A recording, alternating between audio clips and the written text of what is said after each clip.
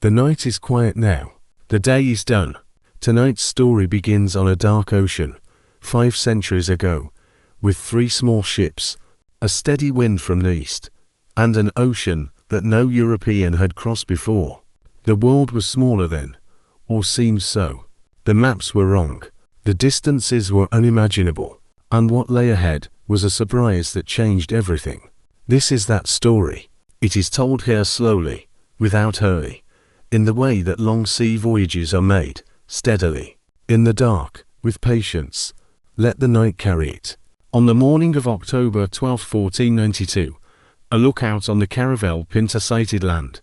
His name was Rodrigo de Triana. He was a sailor, doing what sailors do in the early hours of the morning watch, standing at his station, keeping his eyes on the sea, keeping his mind from wandering too far. He had been at sea for 5 weeks.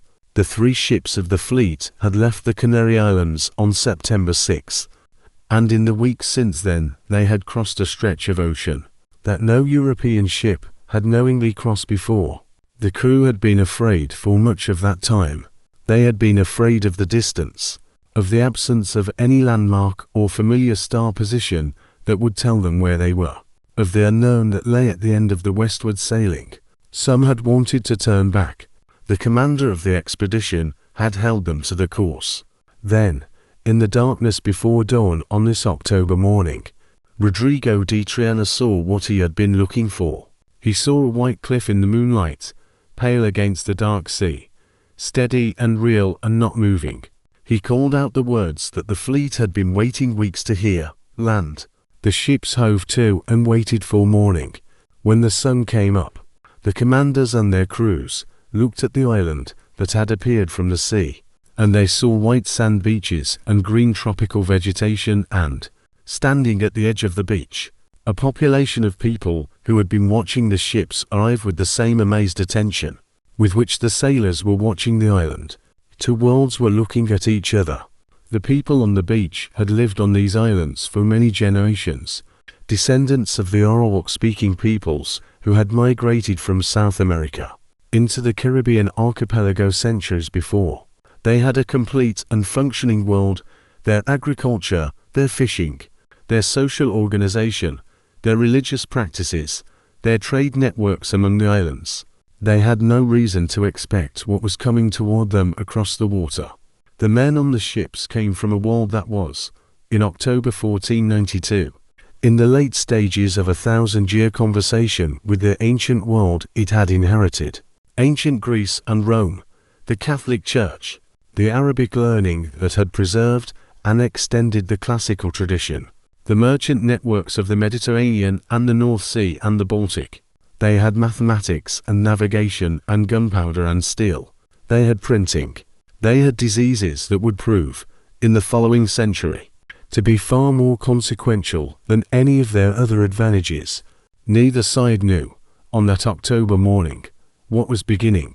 The beginning was there, in the morning light, in the white sand and the green forest and the ships at anchor in the calm water.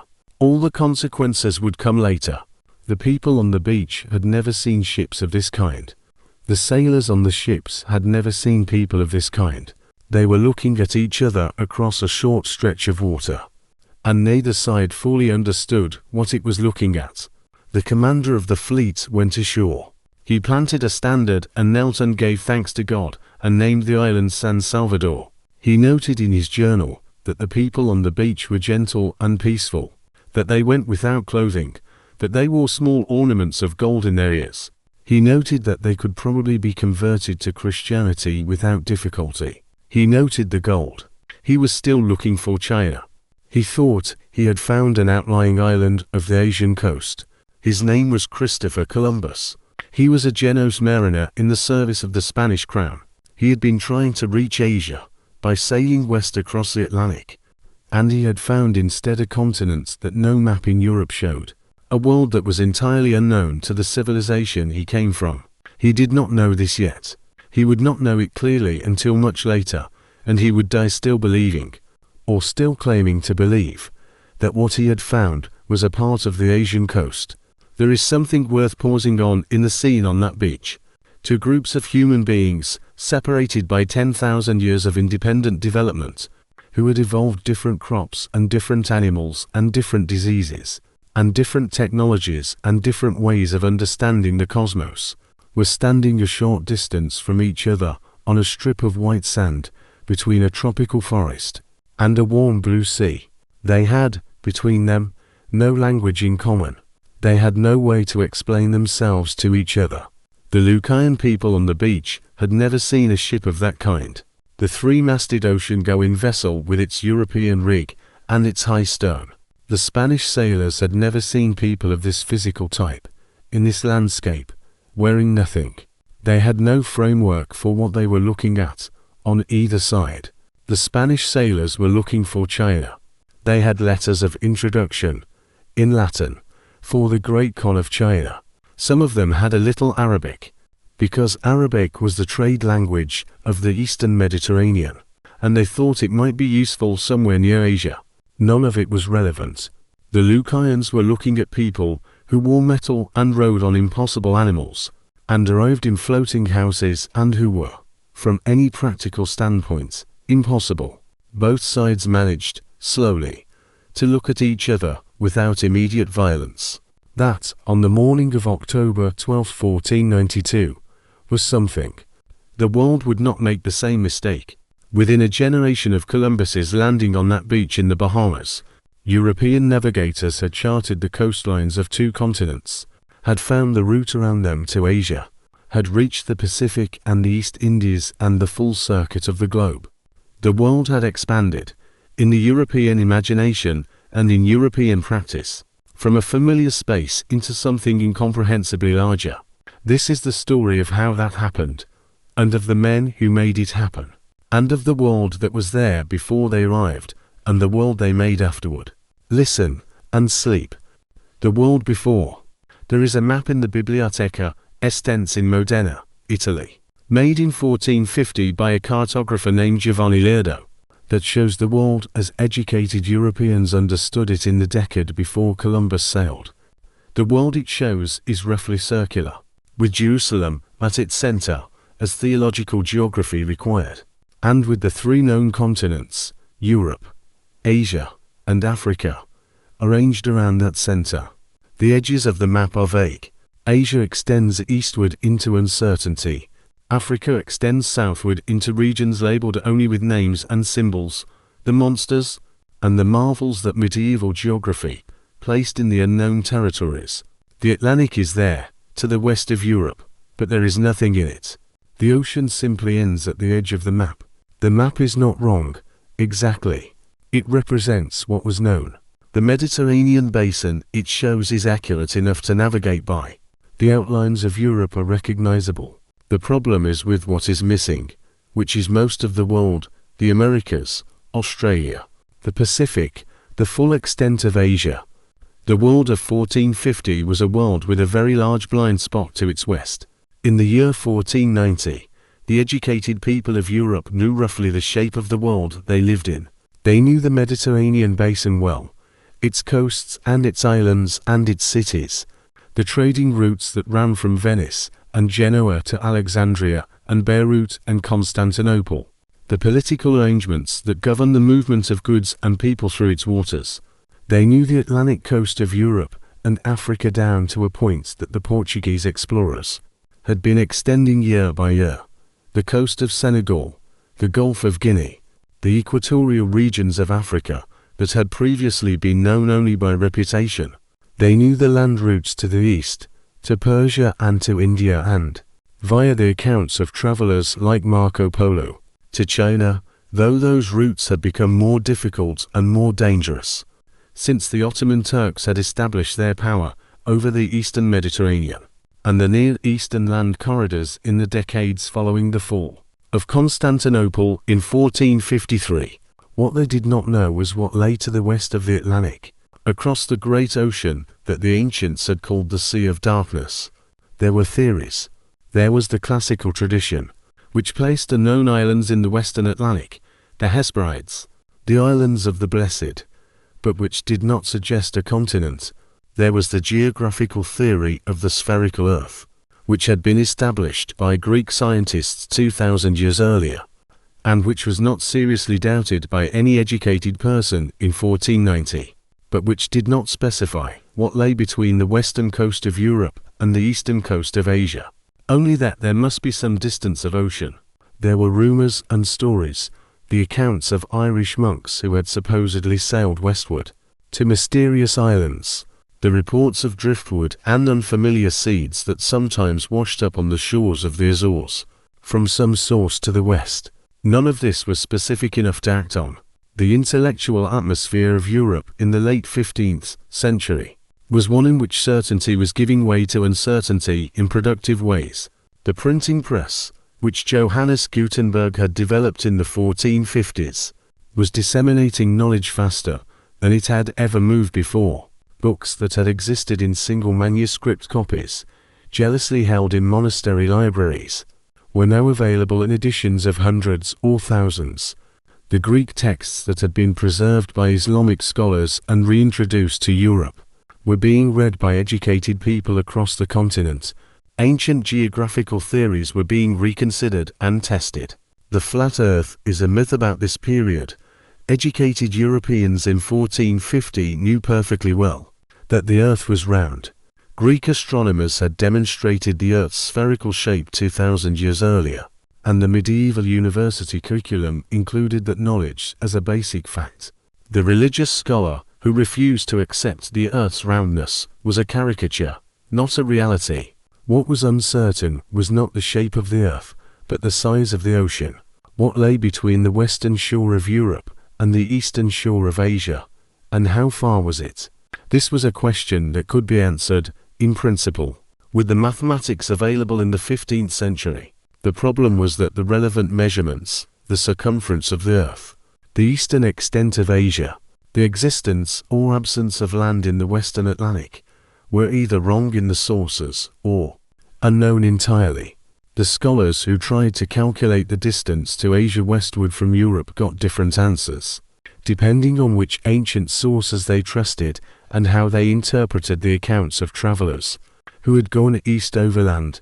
Columbus's particular calculation was one of the more optimistic, and it was wrong in a direction that, combined with the American continents that interrupted the route, made his voyage possible when a more accurate calculation would have made it seem impractical. The fall of Constantinople to the Ottoman Turks in 1453 was one of those events that reorganized the imagination of an entire civilization. Constantinople had been the Eastern Roman Empire's capital for 1,000 years, the city that had preserved the Greek and Roman traditions when the Western Empire fell, the city of Hagia Sophia, and the Hippodrome and the libraries that held manuscripts that existed nowhere else in the world. Its fall was a shock, deeply felt across Europe, which had been trying and failing to mount a new crusade to recover the Holy Land for generations, and which now lost its most important Christian city in the east. The city that fell to Sultan Mehmed I in May 1453 was a shadow of what it had once been. The Byzantine Empire had been shrinking for centuries, its territories nibbled away by the Ottomans and by the Fourth Crusade, which had, in 1204, diverted its attack from the Holy Land to Constantinople itself, sacking and looting the Christian city in one of the more spectacular acts of betrayal in medieval history. By 1453, the Byzantine Empire consisted of Constantinople and a few small territories, surrounded on almost all sides by Ottoman lands. The city had perhaps 50,000 people, where it had once had hundreds of thousands. Its walls were still formidable. They were the same walls that had held off attackers for 1,000 years, but the city behind them was depleted, and the forces defending it were outnumbered 20 to 1. The Ottoman siege lasted 53 days. Mehmed I used artillery, large cannon that could batter the walls in a way that previous siege technology had not been able to manage. The walls that had held for a millennium fell to the new technology. On May 29, the Ottoman forces broke through and the city fell. The last Byzantine emperor, Constantine Shi, was killed in the final fighting. The library of the Patriarch was scattered. Scholars fled west, taking manuscripts with them. contributing to the humanist rediscovery of ancient Greek texts. That was one of the intellectual engines of the Renaissance. The practical consequence for European trade was significant, but not the complete blockage that is sometimes described. The Ottomans were a trading empire, as well as a military one, and they had no interest in cutting off the trade that made Constantinople and the Eastern Mediterranean profitable. They taxed the trade heavily and they controlled its routes, but they did not stop it. What they did was make it more expensive and less predictable, and they made the European powers who depended on it, Venice, Genoa, the Portuguese, the Spanish, very eager to find routes that did not pass through Ottoman-controlled territory. But the practical consequences were equally significant. The Ottoman Empire, that replaced Byzantine Constantinople, controlled the access to the Eastern Mediterranean, and through the Eastern Mediterranean ran the routes that connected Europe to the Asian trade. The Ottomans taxed the trade heavily. They did not block it entirely. The trade was too valuable to suppress, but they made it more expensive and less reliable, and they made the European merchants and rulers who depended on it very eager to find alternative routes. The pressure to find a route to Asia was real and increasing. The goods of Asia, spices, silks, gems, cotton, dyes, were essential to the luxury economy of Europe, and the disruption of the traditional land routes by the Ottoman expansion had not cut off the trade entirely, but had made it more expensive and less reliable. Prince Henry of Portugal, known to history as Henry the Navigator, had established a kind of research and development program for oceanic exploration at his court at Sogos, on the southwestern tip of Portugal in the early 15th century. He gathered astronomers and mathematicians and cartographers and experienced sailors, and he sent successive expeditions down the African coast, each one going a little further than the last, building up the knowledge of the winds and the currents and the coastlines that oceanic navigation required. He himself never went on the voyages. He organized and financed and directed them from his court, accumulating the geographic intelligence that eventually made the Cape route possible.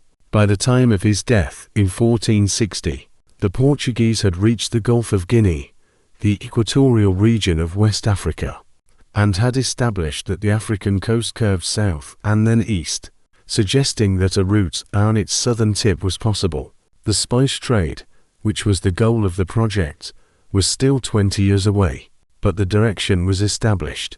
What Henry had understood, which many rulers before him had not, was that oceanic exploration was not a matter of bold individual voyages by heroic sailors. It was a matter of patient accumulation.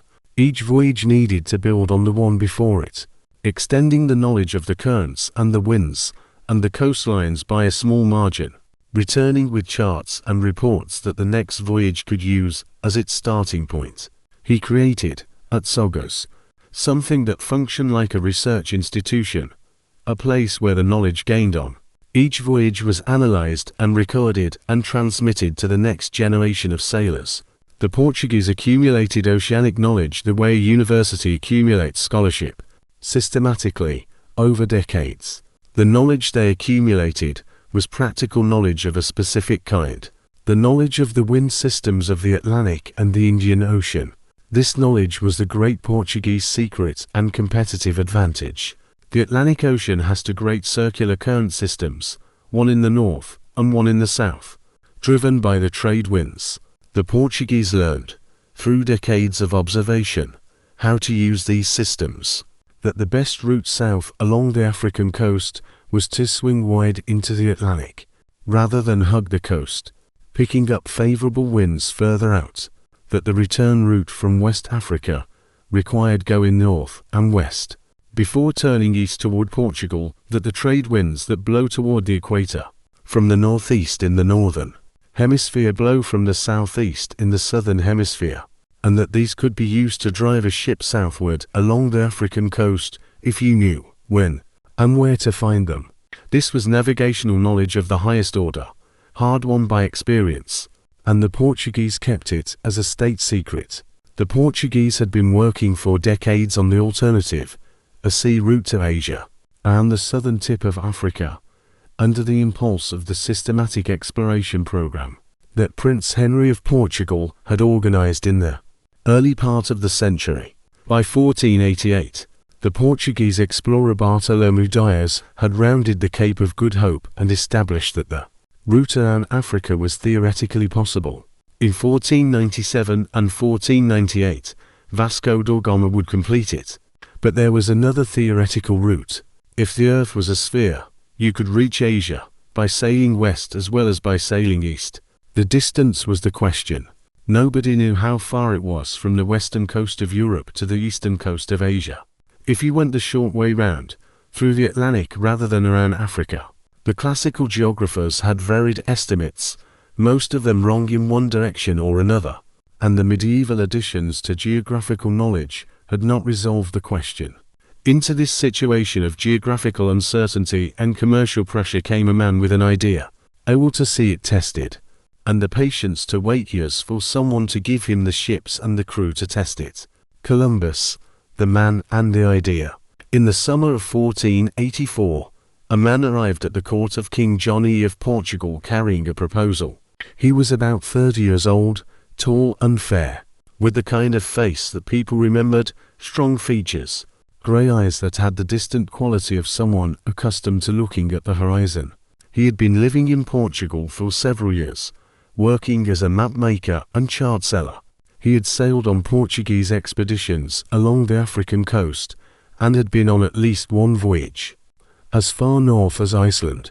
He knew the Atlantic in the way that sailors who have spent years in it know it, not from books, but from the feel of the wind and the behavior of the waves and the particular quality of the light.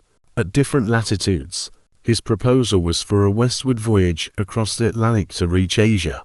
He called it the Enterprise of the Indies. He wanted royal support, ships, crew, and the authority to claim whatever he found. In return, he offered the prospect of a shorter and more controllable route to the Asian trade than the Portuguese were developing around Africa.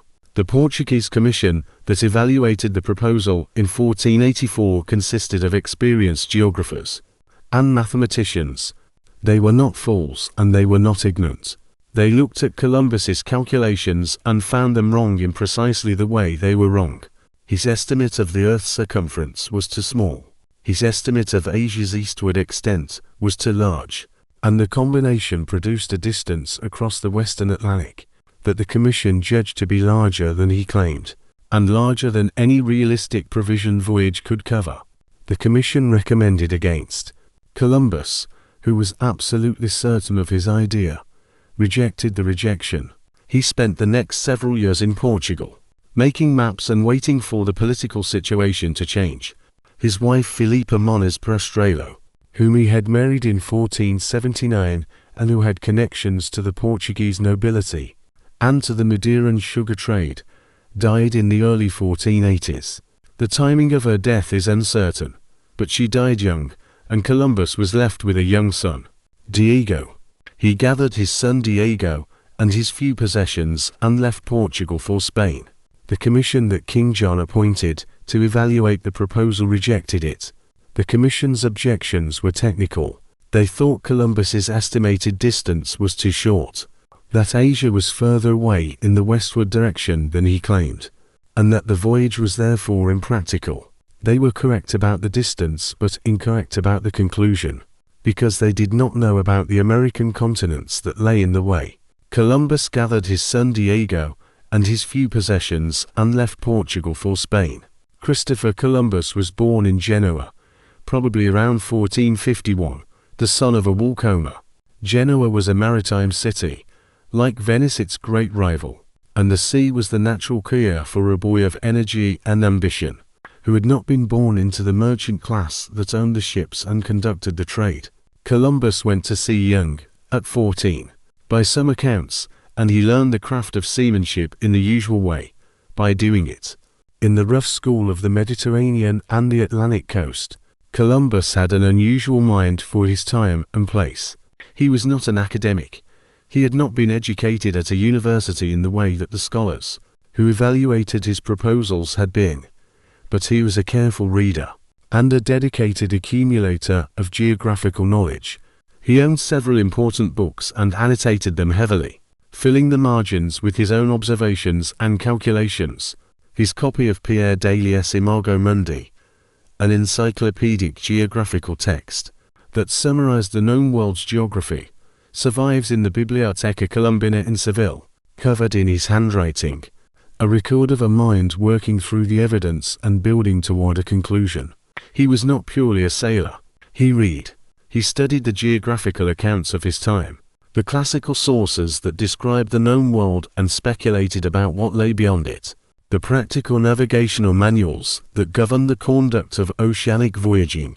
He was particularly interested in the question of the Western Atlantic, and he gathered from his reading and from his conversations with other mariners a body of evidence that, he believed, supported the theory that the distance across the Atlantic to Asia was manageable, shorter than the route around Africa, accessible to ships that were currently being built and sailed. Columbus's theory was built on a selection of geographical authorities that supported his preferred conclusion. He relied on the classical geographer Ptolemy, who had substantially underestimated the circumference of the Earth. He relied on the writings of the medieval traveler John Mandeville, who had described the eastern extent of Asia as reaching far into the ocean. He relied on a letter from the Florentine scholar Paolo del Pozzo Toscanelli, who had written that the distance from the Canary Islands to Japan was about 5,000 miles, still too short, but encouragingly close to what Columbus wanted to hear. He selected the sources that confirmed his belief and discounted the ones that contradicted it. His estimate of the distance was wrong. He thought Asia lay about 3,000 miles to the west of the Canary Islands. It actually lay about 12,000 miles away, in that direction, with the American continents blocking the route. But Columbus did not know this, and the wrongness of his calculation was, in a paradoxical way, what made the voyage possible. No crew would have agreed to sail 12,000 miles into a known ocean. 3,000 miles was frightening but conceivable. The Imago Mundi that Columbus annotated so heavily is a strange document to hold in the mind.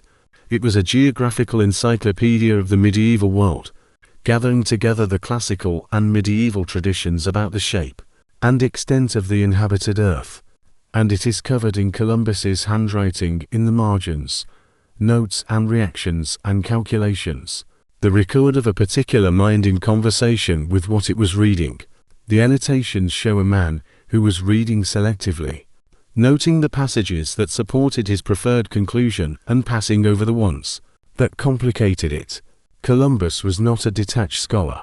He was a man with a project, and he read to serve the project. One of the books he owned and annotated was a travel narrative by Marco Polo, the Venetian merchant who had gone to China in the 13th century and returned with accounts of its wealth and extent. Columbus's copy of Marco Polo is annotated in the same active way, with notes on the distances involved and the wealth of the eastern cities, and the location of the islands off the Asian coast. He was building a case. He was accumulating evidence that the journey was possible and the destination was worth reaching. The case had gaps. His distance estimate was badly wrong, but it was coherent enough to be persuasive to him and eventually to others. What is striking, reading the account of Columbus's campaign to find backing, is the persistence. He spent years in Portugal, years in Spain, waiting for an audience, then an answer, then a decision. He had a wife who died in Portugal. He had a young son. He was not independently wealthy. He depended on the generosity of supporters, and the small income he could make from selling maps and charts. He lived in a world of small rooms and borrowed hospitality, and the constant uncertainty of a man without a patron, pursuing a vision that the people with resources kept refusing to fund. He did not give up. The persistence is, in retrospect, almost more remarkable than the voyage. Columbus lived in Portugal for many years, and it was in Portugal that he first proposed his idea to a royal commission. The commission rejected it.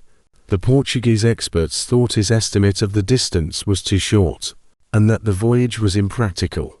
They were correct in their assessment of the distance, but their conclusion, that the voyage should not be attempted, was not correct. 4 reasons they could not have known. Columbus spent years at the Spanish court, waiting for a hearing. The Spanish monarchs were occupied with the Reconquista, the long and difficult war against the Moorish kingdom of Granada, and they had little attention to spare for speculative ocean voyages. Columbus was given a small pension to sustain himself and was told, repeatedly, to wait. He waited. He was extraordinarily persistent. 7 years passed between his first arrival in Spain and his eventual departure on the voyage, and in those 7 years he did not give up, did not substantially revise his terms, did not accept rejection as a final answer. He used the waiting time. He deepened his study of geography and navigation. He talked to sailors and merchants who knew the Atlantic. He cultivated relationships with people who had access to the court. The prior of La Rabida, Juan Perez, who had been the Queen's confessor, was one of his most important champions. He refined his arguments and prepared for the moment when someone would listen seriously. After Portugal, Columbus went to Spain. He arrived at the monastery of La Rabida on the coast of Andalusia, near the town of Palos, a man of 40 or so with a young son and no resources, looking for someone to hear his proposal. The prior of La Rabida was a man of intelligence and connections. He listened to Columbus. He wrote letters on his behalf. He arranged an audience with the Spanish court. The court of Ferdinand and Isabella of Spain was at this time occupied with the final stages of the Reconquista, the centuries-long project of driving the Moorish kingdoms from the Iberian Peninsula. In January 1492, the last Moorish kingdom, Granada, fell to the Spanish armies. Spain was unified, triumphant, and looking for new projects that would express its new power and enhance its position relative to Portugal, which was advancing rapidly down the African coast toward Asia. The timing of Columbus's proposal was, in this sense, fortunate. The negotiations between Columbus and the Spanish crown were long and difficult. Columbus demanded terms that his backers found excessive: the title of Admiral of the Ocean Sea, the hereditary governorship of any lands he discovered, a tenth of the revenues from those lands. The Spanish negotiators rejected his terms, and Columbus left the court and headed north toward France, hoping to try the French crown instead. He had already gone some miles when a royal messenger caught up with him on the road and brought him back. The Queen had changed her mind, or been persuaded to change it, by Luis de Santangle, the treasurer of the royal household, who argued that the potential return was so large that the terms Columbus was demanding were reasonable even if they seemed extravagant. The terms were agreed. What changed Isabella's mind is one of the small mysteries of the story. The most common explanation is Santangle's financial argument, that the expected return from the voyage, if Columbus was right about what lay to the west, vastly exceeded the cost of 3 ships and a crew. The terms Columbus demanded would seem extravagant only if the voyage found nothing. If it found what Columbus said it would find, the titles and the percentages were a small price. Isabella, who was a practical politician as well as a religious monarch, understood the logic. She also, by several accounts, had a genuine sense that Columbus's project had a spiritual dimension, the extension of Christianity to new peoples, the completion of the Reconquista energy in a new direction, the service of God through the service of discovery. The two motivations, commercial and religious, were not in tension. They were the same motivation. The morning of Columbus's recall from the road to France, he was called back somewhere, near the village of Pios Punt, on the road north, is one of those small moments that determined everything that followed. A few hours more on that road, and he would have been beyond reach, heading toward France. The messenger who rode after him changed the direction of the world. The agreement was signed at the small town of Santa Fe, outside Granada, in April 1492. Columbus was given his ships, the Santa Maria, the Pinta, and the Nina, his crew, his letters of introduction to the rulers of Asia, and his title. He went to Palos to make his preparations. In August 1492, the 3 ships sailed out of the Rio Tinto into the Atlantic and turned west. The titles were important to Columbus. He had negotiated them hard, to the point where the Spanish negotiators had broken off talks, and he had begun the journey north, toward France before being recalled. The titles were his guarantee against what experience told him could happen to men who brought their discoveries to rulers, that the ruler would take the discovery and give the discoverer nothing, or close to nothing. In return, Columbus had watched this happen to others. He intended it not to happen to him. The titles, Admiral of the Ocean Sea, Viceroy and Governor of whatever he found, a tenth of all revenues from those territories, were meant to make his position permanent and inheritable. His descendants would be admirals in perpetuity. The wealth would be his family's forever. The titles became, eventually, a source of bitter dispute. The Spanish crown gave them and then found ways, legal and administrative, to limit and constrain them. Columbus's descendants litigated the matter for decades, but on the morning of departure, they were real, and they were what Columbus had held out for, and they represented something he had spent years and years in small rooms believing in before anyone else did. The morning of departure from Palos was August 3, 1492. The ships had been provisioned and their crews were aboard. Columbus said a prayer at the church of San Jorge, and then walked to the dock, and boarded the Santa Maria.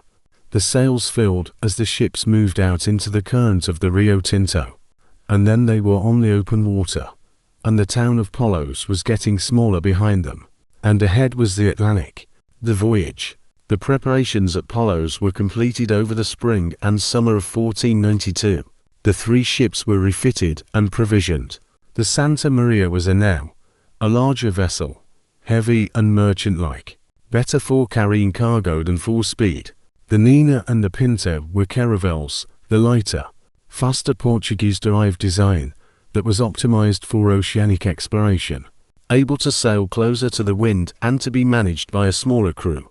Columbus's choice of ships reflected a practical compromise between cargo capacity and sailing performance.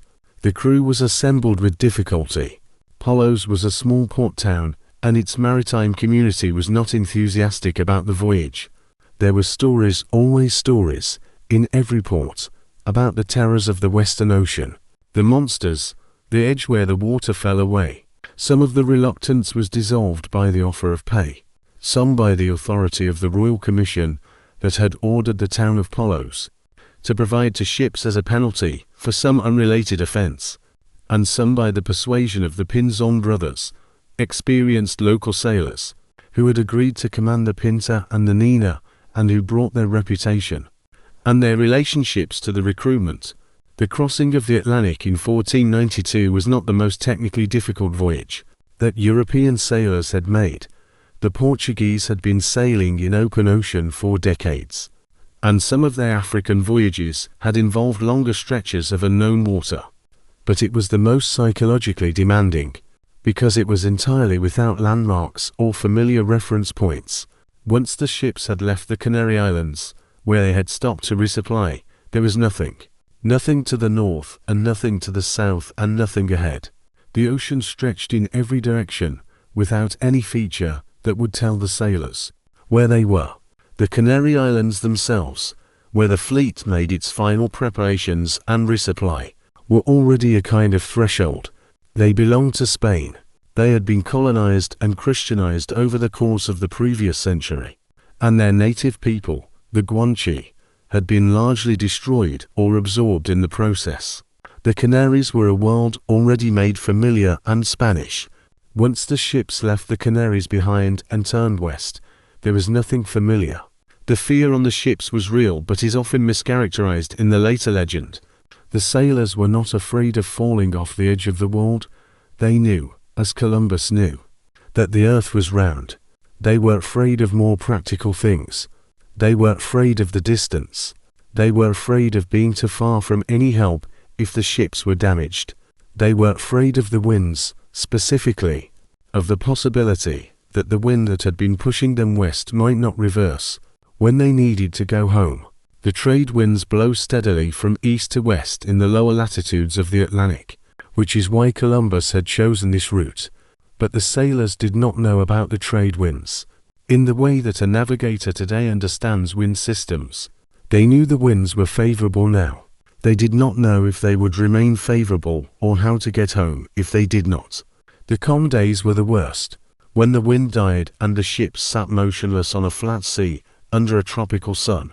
The silence and the stillness and the absence of progress were harder to endure than storms. At least in a storm the ship was moving, the crew was occupied, there was something to respond to. In the calms there was nothing to do but sit and wait and watch the unchanging horizon, and think about how far they were from anything they knew. The three ships were small by modern standards. The Santa Maria, the largest, was perhaps 90 feet long, smaller than many modern sailing yachts. The Nina and the Pinta were caravels, the fast and maneuverable Portuguese-derived vessel that was the standard. For this kind of exploration, the crew numbered about 90 men in total, distributed among the three ships, a mix of experienced sailors and men new to oceanic voyaging, Spanish and Genoese and Portuguese and men of other origins, united by the hope of reward and the authority of their commander. The navigation of the Atlantic crossing was accomplished by dead reckoning, the technique of estimating position based on known starting points, compass heading, speed, and time elapsed. There was no way to determine longitude at sea in 1492. Latitude could be estimated from the altitude of the pole star above the horizon, but longitude, east-west position, was a matter of calculation and experience rather than measurement. Columbus was an experienced navigator, and his dead reckoning was good, but the uncertainties were real. He used a compass, a sandglass for measuring time, a quadrant for taking stellar altitudes, and his own practiced sense of the ship's speed through the water. He estimated speed by watching objects thrown overboard and counting how fast they moved past the ship. He kept meticulous records. He believed his navigation, and his navigation was essentially correct. He found land where his calculations indicated it should be, give or take the error in his estimate of the total distance. Columbus kept two logs of the voyage, one showing the actual distances sailed, which he kept private, and one showing smaller distances, which he shared with the crew. He was afraid that if the crew knew the true distance covered, they would be frightened by how far they were from home. This deception, if it was a deception, was a reasonable precaution. The crew was frightened enough as it was. The Atlantic crossing took 36 days from the Canaries. In that time, the ships encountered the trade winds, the steady northeast winds that blow from Europe toward the Caribbean in the lower latitudes, which Columbus had guessed would exist, and which proved to be one of the great practical advantages of his chosen route. The ships moved steadily westward, making good progress on most days. There were calms that frightened the crew. What if the wind never came back? And storms that frightened them further. There were days when the sea was covered with floating sargassum weed, which some men feared indicated shallow water and rocks ahead. Columbus observed and noted everything and maintained his outward calm. The birds were the most important sign. As the fleet entered the zone where land might be expected, they began to see birds, land birds, birds that did not spend their lives at sea, but that must be flying from somewhere. Columbus altered his course to follow the bird's direction. On the evening of October 11, the crew was promised a reward for the first sighting of land. That night, Columbus himself thought he saw a light on the water ahead, flickering, uncertain, possibly a fire. Then the darkness closed in again. What was it like on those ships in the darkness of October 11? The sea was warm, the trade wind steady, the night clear enough for stars. The crew was exhausted and frightened and also, probably, exhilarated in the way that people become exhilarated when they have been afraid for a long time, and sensed that the fear might be about to resolve. They were 36 days out from the Canaries, more than 60 days out from Spain. They had crossed an ocean that no one they had ever spoken to had crossed. They did not know what was ahead. They were awake in the darkness, watching the sea, waiting. The man who found land first was a sailor from Lepe, a town on the Spanish coast not far from Palos. His name was Rodrigo de Triana, and he was standing the morning watch on the Pinta. He was doing what watchmen have always done, keeping his eyes on the water, and his mind on the task, fighting the tiredness that comes with standing in the darkness in the early hours before dawn. The moon was full that night, which made the surface of the sea visible in the pale reflected light. He saw something white on the horizon, steady and real, not the intermittent gleam of wave foam or the tricks that fatigue plays on eyes that have been staring into darkness for hours. The white cliff in the moonlight, the sand beach catching the light, land. A few hours later, Rodrigo de Triana called from the Pinta land, the New World. Columbus went ashore on the morning of October 12, 1492, accompanied by the Pinzon brothers and a group of armed sailors. He carried a royal standard and 2 flags bearing green crosses. He knelt on the beach and gave thanks. He named the island San Salvador and claimed it for the Spanish crown. The legal formality of the claim was observed with the appropriate witnesses and the appropriate words, as if the people standing at the edge of the forest watching this ceremony had no claim, but needed to be taken into account. The Lucayans who approached the Spanish were, by all accounts, people of great physical beauty and friendliness. Columbus described them in his journal: tall, well-made, handsome, with no metal weapons or armor, with small ornaments of gold in their ears and noses. He noted immediately that they would make good servants. He noted immediately the gold. He noted, with the eye of a practical man assessing a situation, that their openness and lack of weapons made them easily manageable. Within the first day of contact, he was thinking about how to use these people. The Lucayans, for their part, were trying to understand what they were seeing. Their world was the Caribbean, the islands and the sea between them, the trade routes among the Taino people, the knowledge of the Atlantic coast beyond the Caribbean that their fishing voyages gave them. They had probably heard stories of strange things to the east of the great ocean, and of the winds that came from it. But they had no model for people who arrived in wooden floating structures with cloth sails, wearing metal, with weapons they had never seen. They were observing something unprecedented with the intelligence and caution that the unprecedented requires. What Columbus saw when he looked at the Lucayans, gentle, unarmed, golden ornamented, potentially Christian, potentially useful, was filtered through everything he brought to the encounter. His Italian merchant's eye for value, his Catholic priest's assumption that Christianity was the universal destination of all humanity, his sailor's professional assessment of people as resources in a project. He could not help seeing through these lenses. No one can see without the lenses their world has given them, but those lenses determined what he would do next, and what his successors would do, and what the Caribbean would become in the following decades. The Lucayan people who stood on the beach on October 12, 1492, and watched Columbus plant his standard and claim their island for Spain, were gone within a generation. The Lucayan population of the Bahamas, estimated at perhaps 40,000 people at contact, was essentially extinct by the 1520s, killed by disease, worked to death in the mines of Hispaniola, transported and scattered. The beach was there. The white sand and the warm water and the green forest were there. The people who had always been there were not. The island that Columbus named San Salvador is thought to be the island now known as Watling Island, or San Salvador Island in the Bahamas. The people he met there called themselves the Lucayans, part of the broader Taino culture that inhabited the Caribbean islands.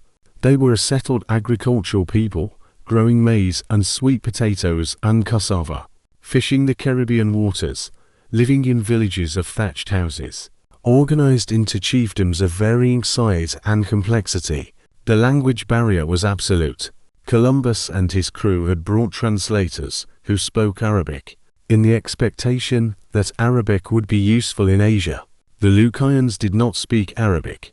Communication was through gesture and the gradual accumulation of vocabulary, aided on Columbus's side by the capture of several Lucayans who were taken aboard the ships to serve as guides and interpreters. This practice, the casual kidnapping of indigenous people to serve as translators and guides became standard in the Age of Discovery, treating people as instruments rather than as persons. The Caribbean that Columbus explored in the autumn of 1492 was a world of extraordinary beauty and biological richness. The islands were covered with tropical forest. The sea was full of fish of extraordinary variety and color. The birds were unlike anything Columbus had seen in Europe. He described the natural world with genuine wonder in his journal, noting the trees and the flowers and the fruits and the animals, using Spanish words that didn't quite fit what he was seeing, and acknowledging the inadequacy by saying that the beauty was beyond description. Columbus's journal of the first voyage does not survive in its original form. What we have is an abstract made by Bartolomé de las Casas, the Dominican friar who later became the most important Spanish advocate for the rights of the indigenous peoples. Las Casas copied long sections in his abstract and paraphrased others, so the text we read is a version of a version. Columbus's words are selected and occasionally modified by a later reader. But even in this mediated form, the wonder comes through. Columbus was not a literary man, but he saw what was around him with genuine attention. And what was around him in the Caribbean in October and November 1492 was a world that had no European precedent. The green of the islands, the blue of the water, a shade of blue that the Mediterranean does not produce, the fish moving in schools below the surface, visible from the deck because the water was so clear. The parrots, Columbus captured several, noting their resemblance to the parrots he had heard about from Africa, but different in a way that he could not fully articulate. The trees were not the trees of Europe. They were taller and greener, and they had fruits that no one on the ship could name.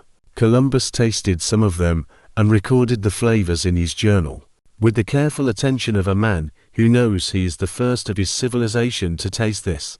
He was already taking mental inventory, calculating what could be exported, what could be grown in Spain, what the markets would value.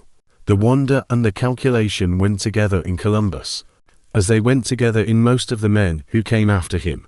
The New World was beautiful, and they noticed the beauty, and they were also thinking, from the first moment, about how to exploit it. Columbus spent several days in the Bahamas before moving on, sailing south and west through the island chain, looking for the Asian mainland he expected to find nearby. He was navigating by the reports of the Lucayan guides he had taken aboard, men who communicated through gesture, who pointed in directions they understood to hold large islands, who tried to explain to their captors the geography of the world they knew. Columbus interpreted what he was told in the light of what he expected to find, which was Asia, and the result was a navigation that was simultaneously accurate. He did find larger islands in the direction his guides indicated and systematically misinterpreted.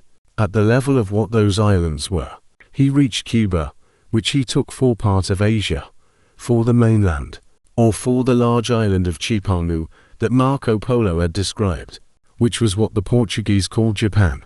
He sent men inland to find the great Asian cities that Polo had described.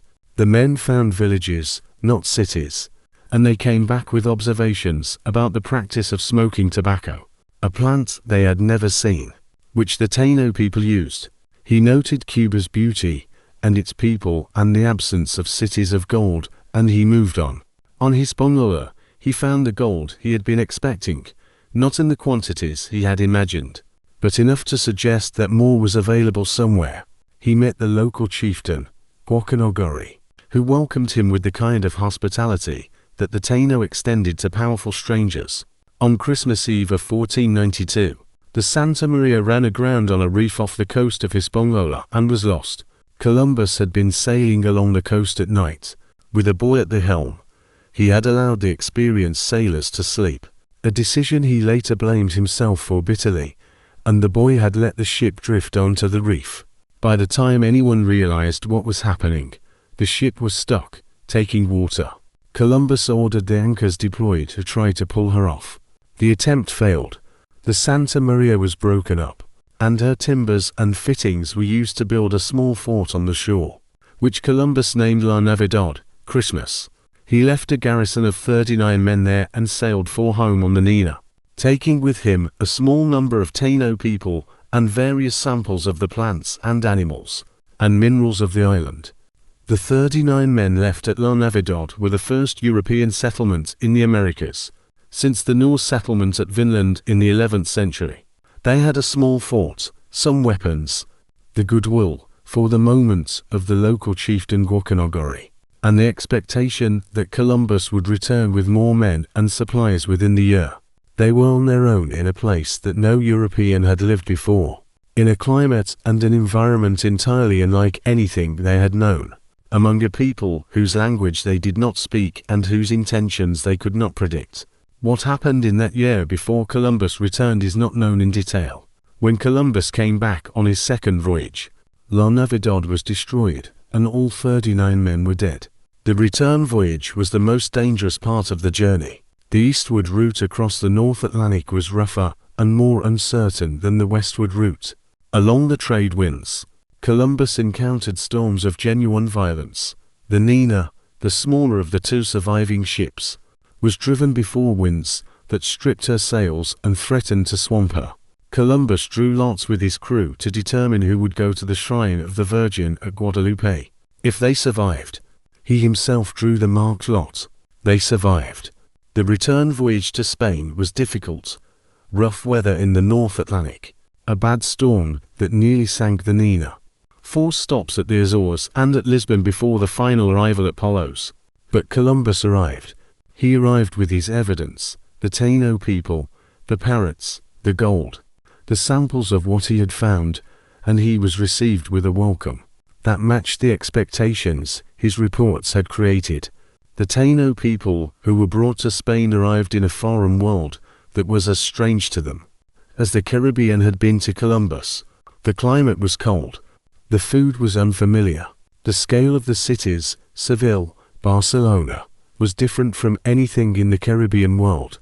They were displayed at court, curiosities in a civilization that was beginning to process the meaning of what had been found.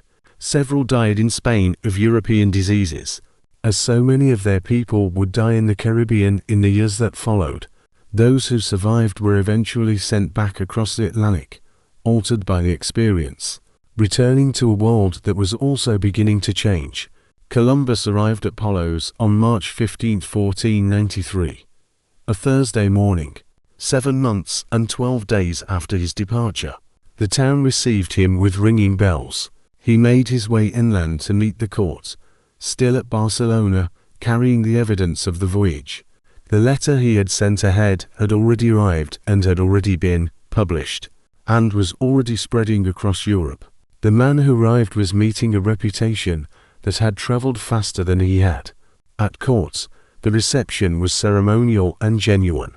Ferdinand and Isabella sat with Columbus at their side, which was an honor reserved for persons of the highest dignity. The Taino people he had brought were displayed.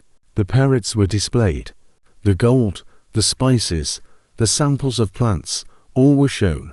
Columbus presented his account of what he had found and offered his interpretation, which was that he had found the outer edge of Asia, and that the mainland was nearby. The monarchs accepted the account and confirmed him in his titles and commissioned the second voyage. He sent his letter to the court of Ferdinand and Isabella ahead of his arrival. The letter described what he had found: islands of great beauty, populated by gentle people who had gold, who would easily be converted to Christianity, who were willing to trade. He used the language of the utopian traveler, a place of plenty and peace, waiting to be claimed. The letter was printed and distributed across Europe within weeks. It was one of the first documents in the New World to achieve wide circulation. Through the new technology of print, the world read it and believed it, and the consequences of that belief were enormous. The consequences of Columbus, the welcome that Columbus received in Spain, was extraordinary. He traveled to Barcelona to present himself to Ferdinand and Isabella, and the entire length of the journey was a procession. Crowds gathered to see him pass, to see the Lucayan people he had brought back, to see the parrots and the plants and the gold. He was received at court with the ceremony due to a great royal servant. He was confirmed in his titles and his authority. The monarch sat at his side, an honor not lightly given. The news spread across Europe. The letter Columbus had sent ahead of his arrival was printed in Barcelona and in Rome and in Basel and in Paris. Within weeks, the existence of islands in the Western Atlantic was common knowledge among the educated classes of Europe. The debate was immediate and lasted 4 decades. What were these islands? Were they islands on the Asian coast, as Columbus claimed? Were they something else? Were they the islands of the Western Atlantic that had appeared in classical texts and medieval legends? What did they mean? Columbus made 4 voyages to the Caribbean. The second voyage, in 1493, was a large colonial expedition, 17 ships, more than 1,200 men, livestock and seeds and tools. Everything needed to establish a permanent European presence in the islands. It was no longer a voyage of exploration. It was a colonial project. The ships brought Castilian cattle and pigs and horses, which would transform the ecology of the Caribbean in the decades that followed. They brought seeds of wheat and sugarcane and other European crops. They brought the tools of settlement, saws and hammers, seed stores, livestock pens, and they brought the ideology of conquest, the assumption that the lands they arrived at were Spain's to use as Spain chose, and that the people who lived there were resources to be deployed in Spain's service. When they arrived at La Navidad, they found it destroyed and the garrison dead, killed in a conflict with the local population that had arisen in Columbus's absence. Columbus established a new settlement, La Isabela, on the northern coast of Hispaniola, and began the harder business of colonial administration, of making a colony actually work, of feeding a population in a new environment with unfamiliar crops and uncertain supplies from home, of maintaining authority over men who had come expecting quick wealth, and were finding instead the slow and difficult work of settlement. He was not, as it turned out, a skilled colonial administrator. He was a visionary and a navigator. But the practical management of a colony was a different set of skills, and the colony of Hispaniola was troubled from the beginning. La Isabela was badly sited, the water supply was inadequate, the agricultural potential of the surrounding land was limited, and the chosen location was far from the sources of gold that the colonists had come to find. The 1,200 men who arrived on the second voyage had expected quick wealth, and had found instead physical hardship, strange diseases, inadequate food, and the hostility of a Taino population that had learned, from the experience of the first garrison, that the Spanish were not peaceful visitors. Many of the colonists were gentlemen who had never done physical labor, and were not inclined to start. Many became ill. The political situation in the colony was contentious from the beginning, as men who had invested their own resources in the expedition felt they were not getting what they had been promised. Columbus's response to these difficulties was sometimes harsh and sometimes ineffective. He used brutal punishments to maintain authority, which alienated the colonists and created enemies at court. He was also, repeatedly, drawn away from the colony by his desire to explore, to sail further along the Cuban coast, to investigate the other islands, to find the Asian mainland he still believed was somewhere nearby. The exploration was the part of his enterprise that he was genuinely suited for. The administration was the part that defeated him. The Spanish court sent a commissioner to investigate the situation in 1500. The commissioner, Francisco de Bobadilla, found Columbus's brothers in control of the colony and found the population, Spanish and Taino alike, unhappy. He had Columbus arrested and sent home to Spain in chains. Columbus was eventually released and his titles restored, but his authority over the colonies was not. He made 2 more voyages.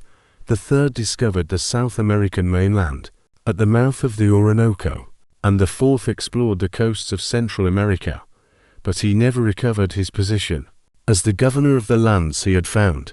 He died in Valladolid in 1506, still convinced that what he had found was Asia. The Treaty of Tordesillas, signed in 1494 between Spain and Portugal, divided the world between the two powers along the line drawn through the Atlantic. Everything to the west of the line was Spain's, everything to the east was Portugal's. The line was drawn 370 leagues west of the Cape Verde Islands. Its effect was to give Spain most of the Americas and Portugal the route down Africa to Asia, and, inadvertently, Brazil, which the Portuguese discovered in 1500 when one of Vasco da Gama's fleet members, Pedro Cabral, sailed to far west. The world had been divided by two small countries on the edge of Europe, on the basis of discoveries so recent that the people being divided had no idea it was happening. The Americas, which Columbus had found, would belong to Spain, and Spain would send its soldiers and its priests and its settlers to make that ownership real. The priests arrived alongside the soldiers, and in some cases ahead of them. The Catholic Church understood the discoveries as a missionary opportunity on a scale that had never existed before, a new world full of souls who had never heard the gospel, and who were, by the logic of the day, in need of salvation. The Franciscans, the Dominicans, and then the Jesuits sent missionaries across the Americas, building missions and reducing indigenous populations into Christian settlements, teaching Spanish and the Catechism and European agricultural methods, and attempting, with varying degrees of genuine care and coercion, to convert the people they found. The missionaries documented what they found. Bernardino de Sahagun, a Franciscan friar who arrived in Mexico in 1529, spent decades interviewing Aztec elders and compiling what they remembered of their pre-conquest culture, their religious practices, their history, their calendrical systems, their arts and crafts and daily life. The result was the Florentine Codex, a 12-volume encyclopedia of Aztec culture compiled in Nahuatl and Spanish, one of the most important documents of the indigenous Americas that survives. Sahagun recognized that what the Spanish were doing was destroying a culture of great complexity and value, and he tried to preserve what he could find in words before it was gone entirely. Hernando Cortés. Hernando Cortés was born in 1485, in the small town of Medellin in the Spanish region of Extremadura. He was 7 years old when Columbus returned from his first voyage.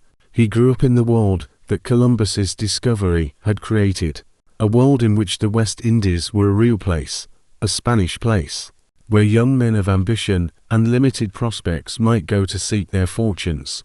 He was that young man. He came from a family of minor nobility, educated at the University of Salamanca, restless in the way of young men who have been promised a future by their ancestry, and have not been given the means to achieve it by their circumstances. He went to Hispaniola in 1504, at the age of 19. He spent the next several years in the Caribbean, in Hispaniola and then in Cuba, which had been conquered by the Spanish in 1511. These were years of formation, of learning the colonial world from the inside, of understanding how power operated in the New World, of accumulating the practical knowledge of tropical geography and indigenous peoples, and the logistics of military operations in difficult terrain that would serve him in Mexico. He also accumulated debts, which was common among the young Spanish adventurers of the period, and a reputation for personal courage and reckless behavior, which was equally common. One of the formative experiences of the Caribbean years was the conquest of Cuba itself, which Cortés participated in under the command of Diego Velázquez. The Cuban campaign of 1511 followed a pattern that would be repeated across the Americas. A Spanish force used the advantages of horses and firearms, and still to overcome indigenous resistance. The indigenous population was organized under the encomienda system, and the cycle of forced labor and disease reduction began. Cortés saw this pattern from the inside. He learned its logic and its dynamics. He learned what was possible and what was not. He learned how to manage the relationship with a governor whose authority he had to respect, while cultivating enough independence to act when the opportunity came. The opportunity came in 1518. Juan de Grijalva's expedition had returned with gold and accounts of stone cities, and organized civilization on the Mexican coast. Velázquez was commissioning a major expedition to follow up, Cortés was chosen to command it. The choice was good, and Velázquez knew it. But he also knew Cortés well enough to be nervous about it. The nervousness turned out to be justified. Cuba in the years after its conquest was a frontier society of a particular kind, violent and opportunistic, organized around the extraction of indigenous labor and the production of gold and sugar, full of men who had come from Spain with ambitions that the island could not satisfy. The conversations in the taverns and the counting houses were about what lay further west, about the reports that the exploratory expeditions of 1517 and 1518 had brought back. There was something there. Something large. Something wealthy. Cuba was beginning to feel like a base camp for a greater venture. The men who came from Spain to the Caribbean in the first generation of colonization were a particular type, or rather they came from a particular world. Extremadura, the region of western Spain that produced Cortés and Pizarro, was a hard and poor country. Its soil was thin, its summers were brutal, its winters were cold. The men who grew up in Extremadura grew up knowing that the life available to them at home was limited, and many of them had grown up in the years when Columbus's discoveries were changing what a poor man of energy and courage might aspire to. They went to the Caribbean with the expectation of wealth. The Caribbean gave some of them wealth and killed many others, and the survivors were shaped by the experience into men who were very hard and very capable, and very willing to take risks that a person with alternatives would not have taken. Cortés was this kind of man. Pizarro was this kind of man. They were the product of a specific world, Extremadura poverty, Caribbean experience, the colonial frontier, and they were uniquely suited to what they were about to do. He went to Hispaniola in 1504, at the age of 19. He spent the next several years in the Caribbean, in Hispaniola and then in Cuba, which had been conquered by the Spanish in 1511. He worked as a secretary and as a farmer and as a minor administrator, accumulating the experience of the colonial world and the reputation of a man of energy and ability. He was ambitious, shrewd, and possessed of a quality that the Spanish colonial world valued above most others: the ability to command men, to inspire loyalty and obedience in difficult circumstances. He was also reckless, given to midnight adventures and quarrels, and the kind of dramatic gesture that made men remember him. Diego Velázquez de Cuellar, the governor of Cuba in the years after its conquest, was a capable administrator who had built the island's colonial economy on the forced labor of the indigenous population and the production of gold and livestock.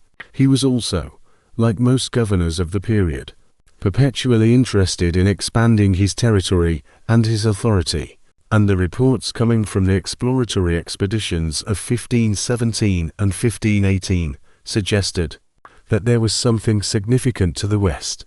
Juan de Grijalva, who commanded the 1518 expedition, had traded with people on the Gulf Coast and brought back gold, not just a little gold, but enough gold to make the nature of the civilization he had encountered unmistakable. There was organized wealth to the west.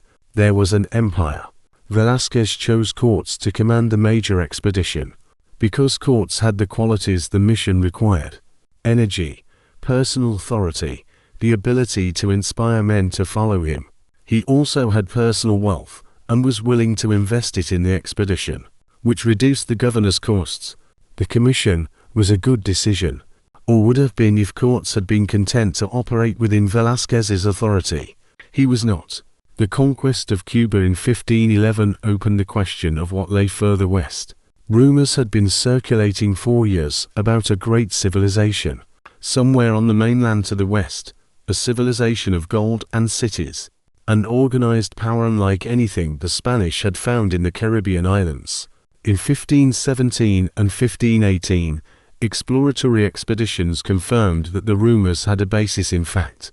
The Yucatan Peninsula and the Gulf Coast of Mexico were inhabited by settled, sophisticated peoples with stone temples and organized governments and gold. The governor of Cuba, Diego Velázquez, began organizing a larger expedition to explore and potentially conquer this territory. and he appointed Cortés to command it. Then, at the last moment, Velázquez changed his mind. Cortés was too independent, too popular, too likely to act on his own authority rather than Velázquez's. Velázquez tried to rescind the commission. Cortés, who had invested his own money in the expedition and had organized his fleet and recruited his men, simply sailed before the order could reach him.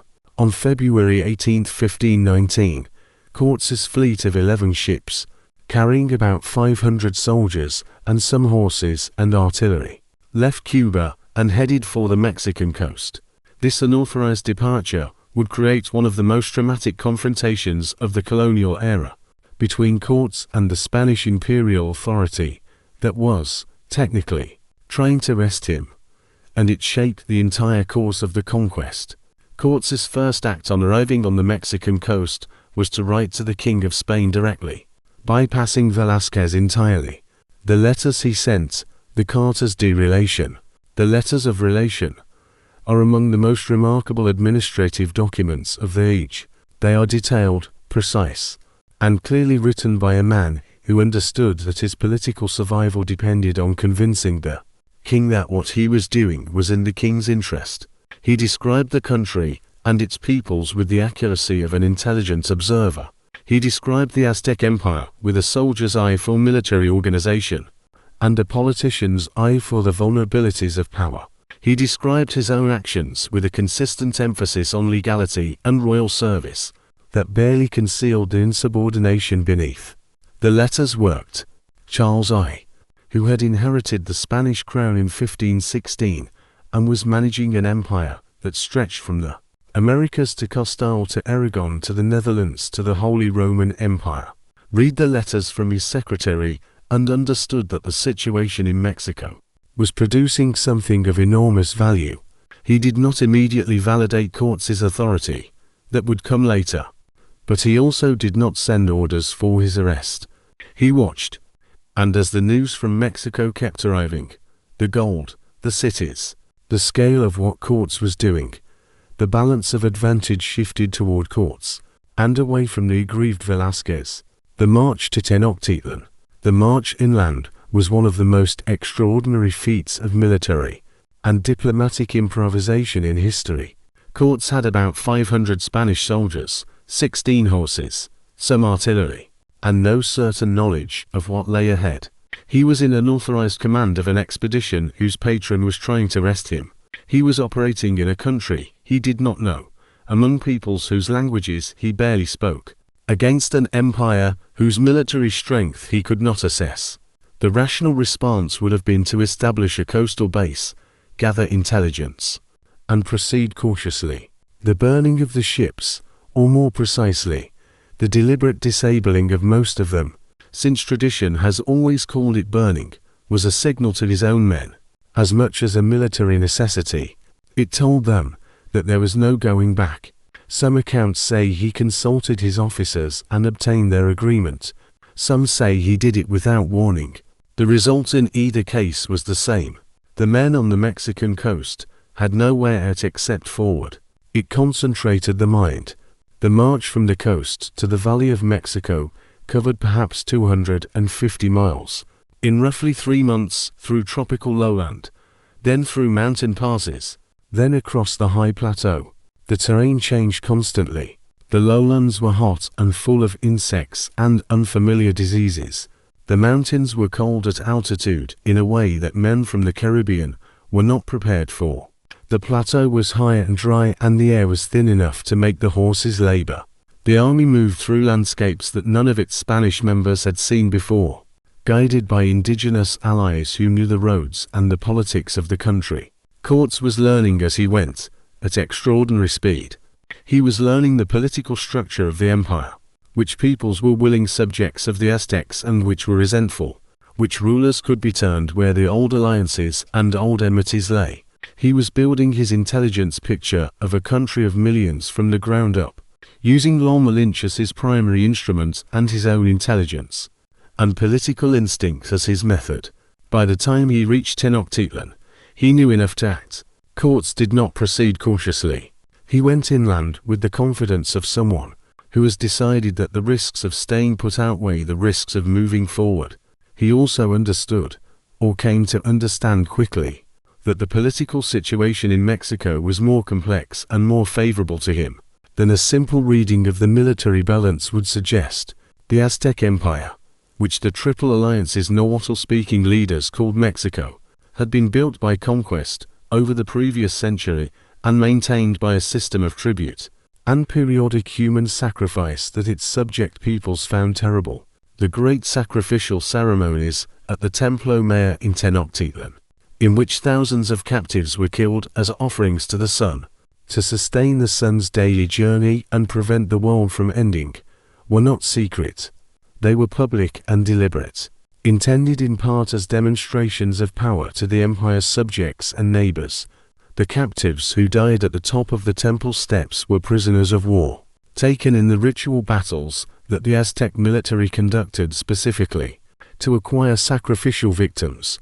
Every people that sent tribute to Tenochtitlan knew what happened to the captives that the Aztec warriors took from their communities. The Aztec Empire, which the Triple Alliance's Nahuatl-speaking leaders called Mexico, had been built by conquest over the previous century and maintained by a system of tribute and periodic human sacrifice that its subject peoples found terrible. The Mexican coast in 1519 was the edge of a world that the Spanish did not yet understand. The peoples of the Gulf Coast, the Totonacs, the Huastecs, and others, were subjects of the Aztec Empire, or the Triple Alliance as it was more precisely known, a confederation of 3 city-states centered on the island city of Tenochtitlan, in the Valley of Mexico. The empire was large. It dominated much of central Mexico, collected tribute from subjugated peoples across a wide area, maintained a military force capable of enforcing its authority, but it was not universally loved. The peoples who paid tribute to the Aztecs had not chosen to do so, and many of them were ready to support anyone who offered an alternative. Cortés understood this almost immediately. He was a quick learner, and one of the first things he learned in Mexico was that the Aztec Empire was not monolithic, but was held together by force and fear, and that many of its subject peoples were potential allies. He also acquired, by remarkable fortune, a translator, a woman the Spanish called Lolmalinche, or Doa Marina, who had been given to the Spanish as a slave and who spoke both Nahuatl, the Aztec language, and Maya, with her as interpreter, and with a Spanish priest who had learned some Maya during a previous expedition. Cortés could communicate with the peoples of Mexico. He founded a town on the Gulf Coast, Veracruz, the True Cross, and in a dramatic gesture burned his own ships, eliminating the possibility of retreat and tying his men to the success of the venture. The founding of Veracruz was itself a political maneuver as much as a military one. By establishing a municipality, Cortés transferred his legal authority from Velázquez's commission to the authority of the municipality, which could in turn grant him a new commission to act in the name of the king directly. It was a legal fiction, constructed quickly and with the cooperation of the officers who were also shareholders in the expedition, and it was designed to solve the problem of his unauthorized departure by creating a new authorization. Whether it would work depended on whether the king chose to accept it, which depended on whether the enterprise succeeded. He then began the march inland toward Tenochtitlan, recruiting allies as he went. The march through the middle of a continent that no European had walked through before, no Spanish, no Portuguese, no one from the Old World, covered terrain of astonishing variety and beauty. The coastal lowlands were hot and wet and full of life. As the march climbed toward the plateau, the air cooled and the vegetation changed. The pine forests of the mountains were familiar enough. Pine is pine, and forest is forest, but the volcanic peaks were new, and the scale of them, and the occasional smoke from the vents of active volcanoes, and the high cold passes between them where the wind was bitter, and the view from the ridgeline revealed, for the first time, the valley below. In the valley, a great lake. On the lake, a city. Tenochtitlan, still far away, still barely visible in the haze, but unmistakably there. A city on an island in a lake. connected to the shore by thin lines that were the causeways, rising from the water like something from a story that had not yet been told. La Malinche, Doa as the Spanish called her, was one of the most important and most debated figures of the conquest. She had been born into a noble family, sold into slavery as a child, and ended up in the hands of a Maya chieftain on the Gulf Coast who gave her to the Spanish. She spoke Nahuatl, the Aztec language, and Maya, which the Spanish priest Geronimo de Aguilar also spoke. Together they formed a translation chain, Spanish to Maya from Aguilar, Maya to Nahuatl from Malinche, and back. Without this chain, Cortés could not have conducted the diplomacy that made his march to Tenochtitlan possible. She was more than a translator. She understood Aztec politics and culture, and she advised Cortés on the significance of what he was seeing and hearing. She warned him of plots. She helped him understand the social hierarchies of the people he was dealing with.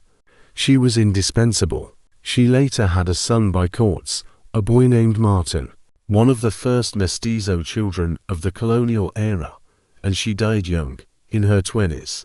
A few years after the conquest was complete, her name became, in Mexican history, a complex and contested symbol of collaboration, of survival, of the mixing that began the moment contact was made.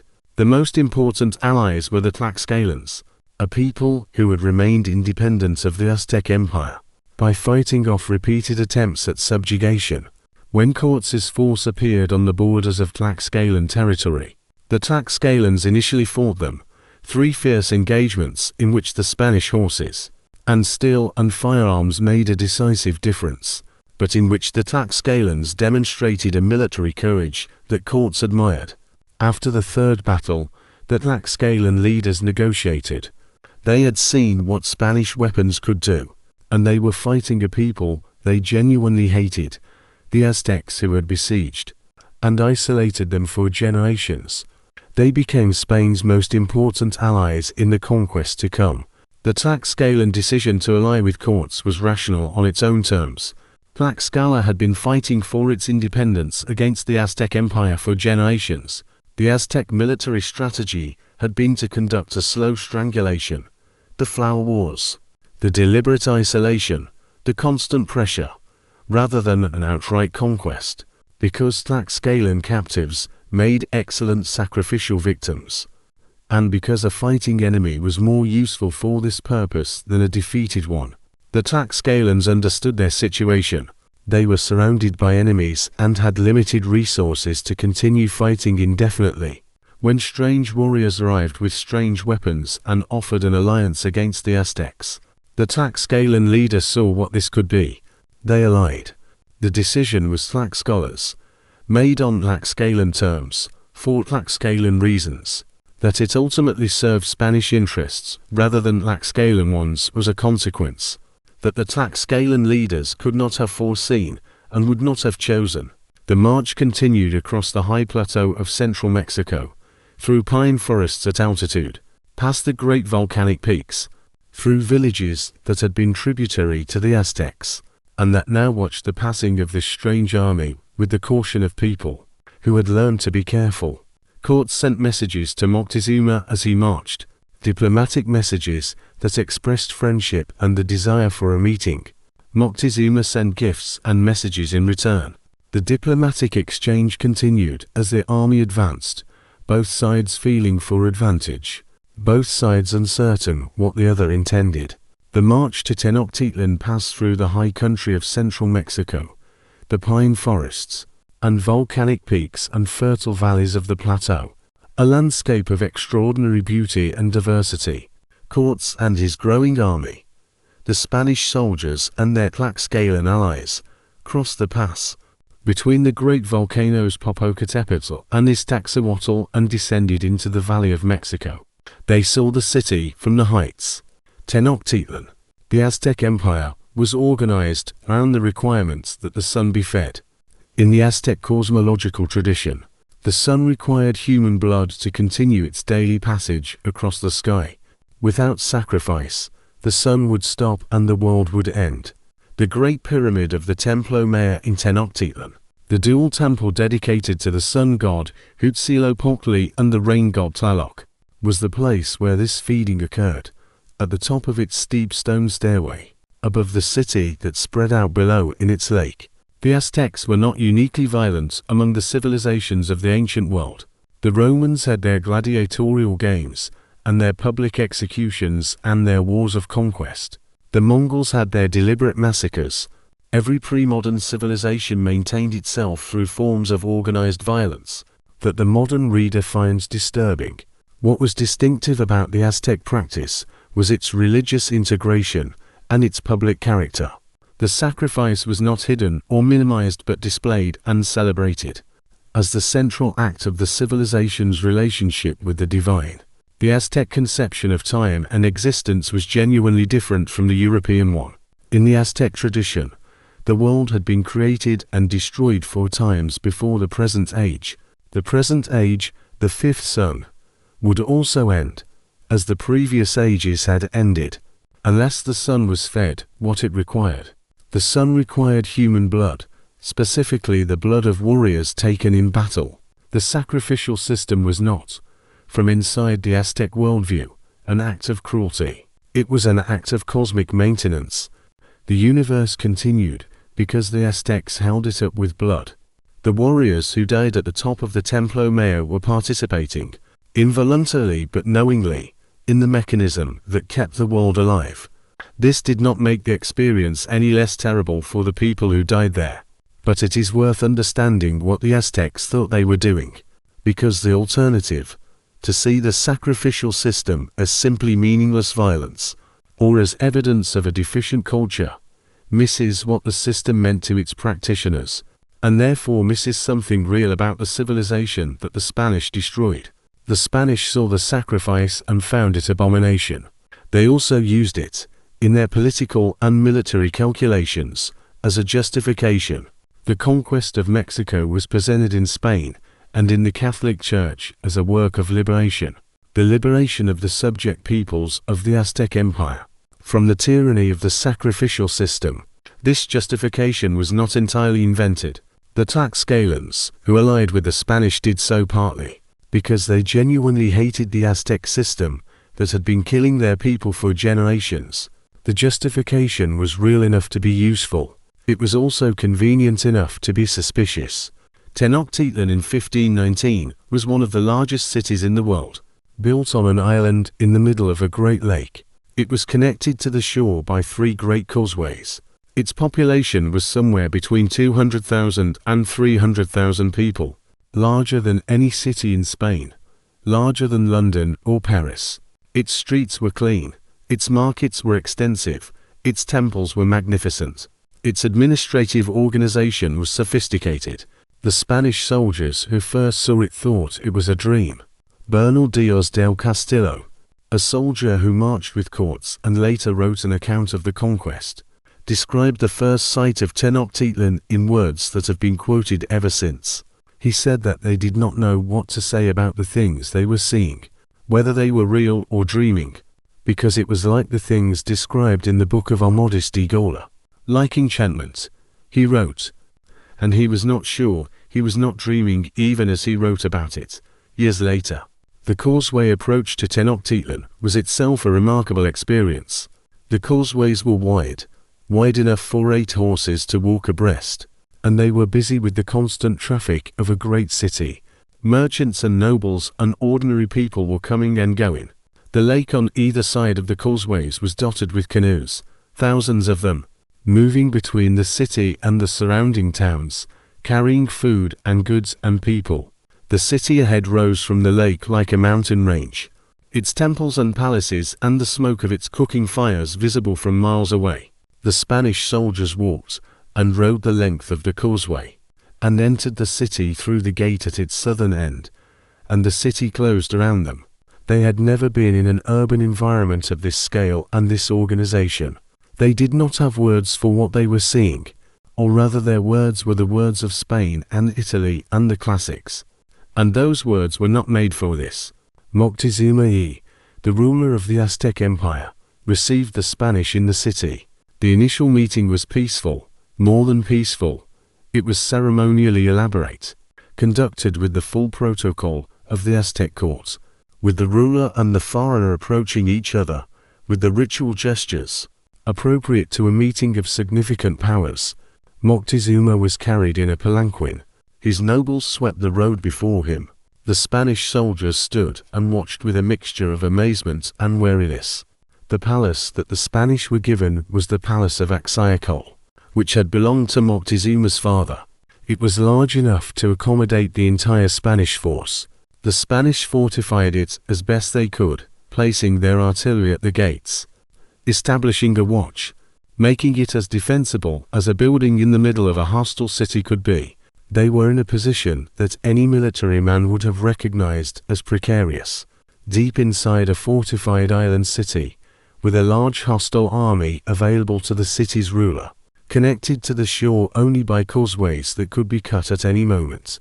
Courts dealt with this precariousness by acting before the precariousness became fatal. He took Moctezuma under the pretext of a confrontation between the Spanish garrison at Veracruz and some of Moctezuma's subordinates. He presented Moctezuma with evidence of the confrontation and accused him of ordering it. He demanded that Moctezuma come and stay with the Spanish as a guarantee of his peaceful intentions. Moctezuma came.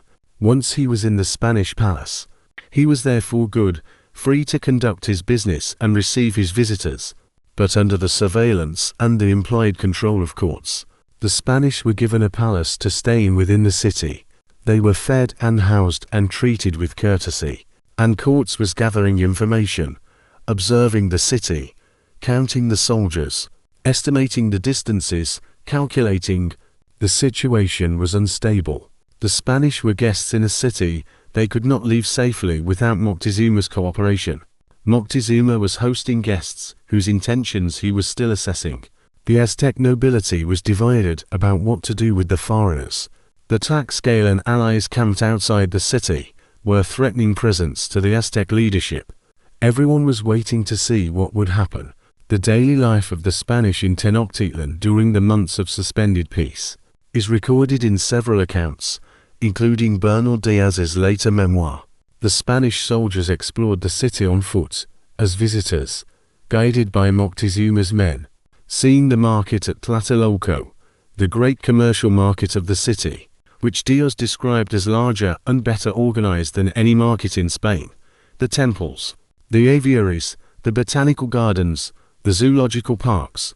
They watched the sacrifices, which continued throughout their stay, and they found the sacrifices disturbing and terrible.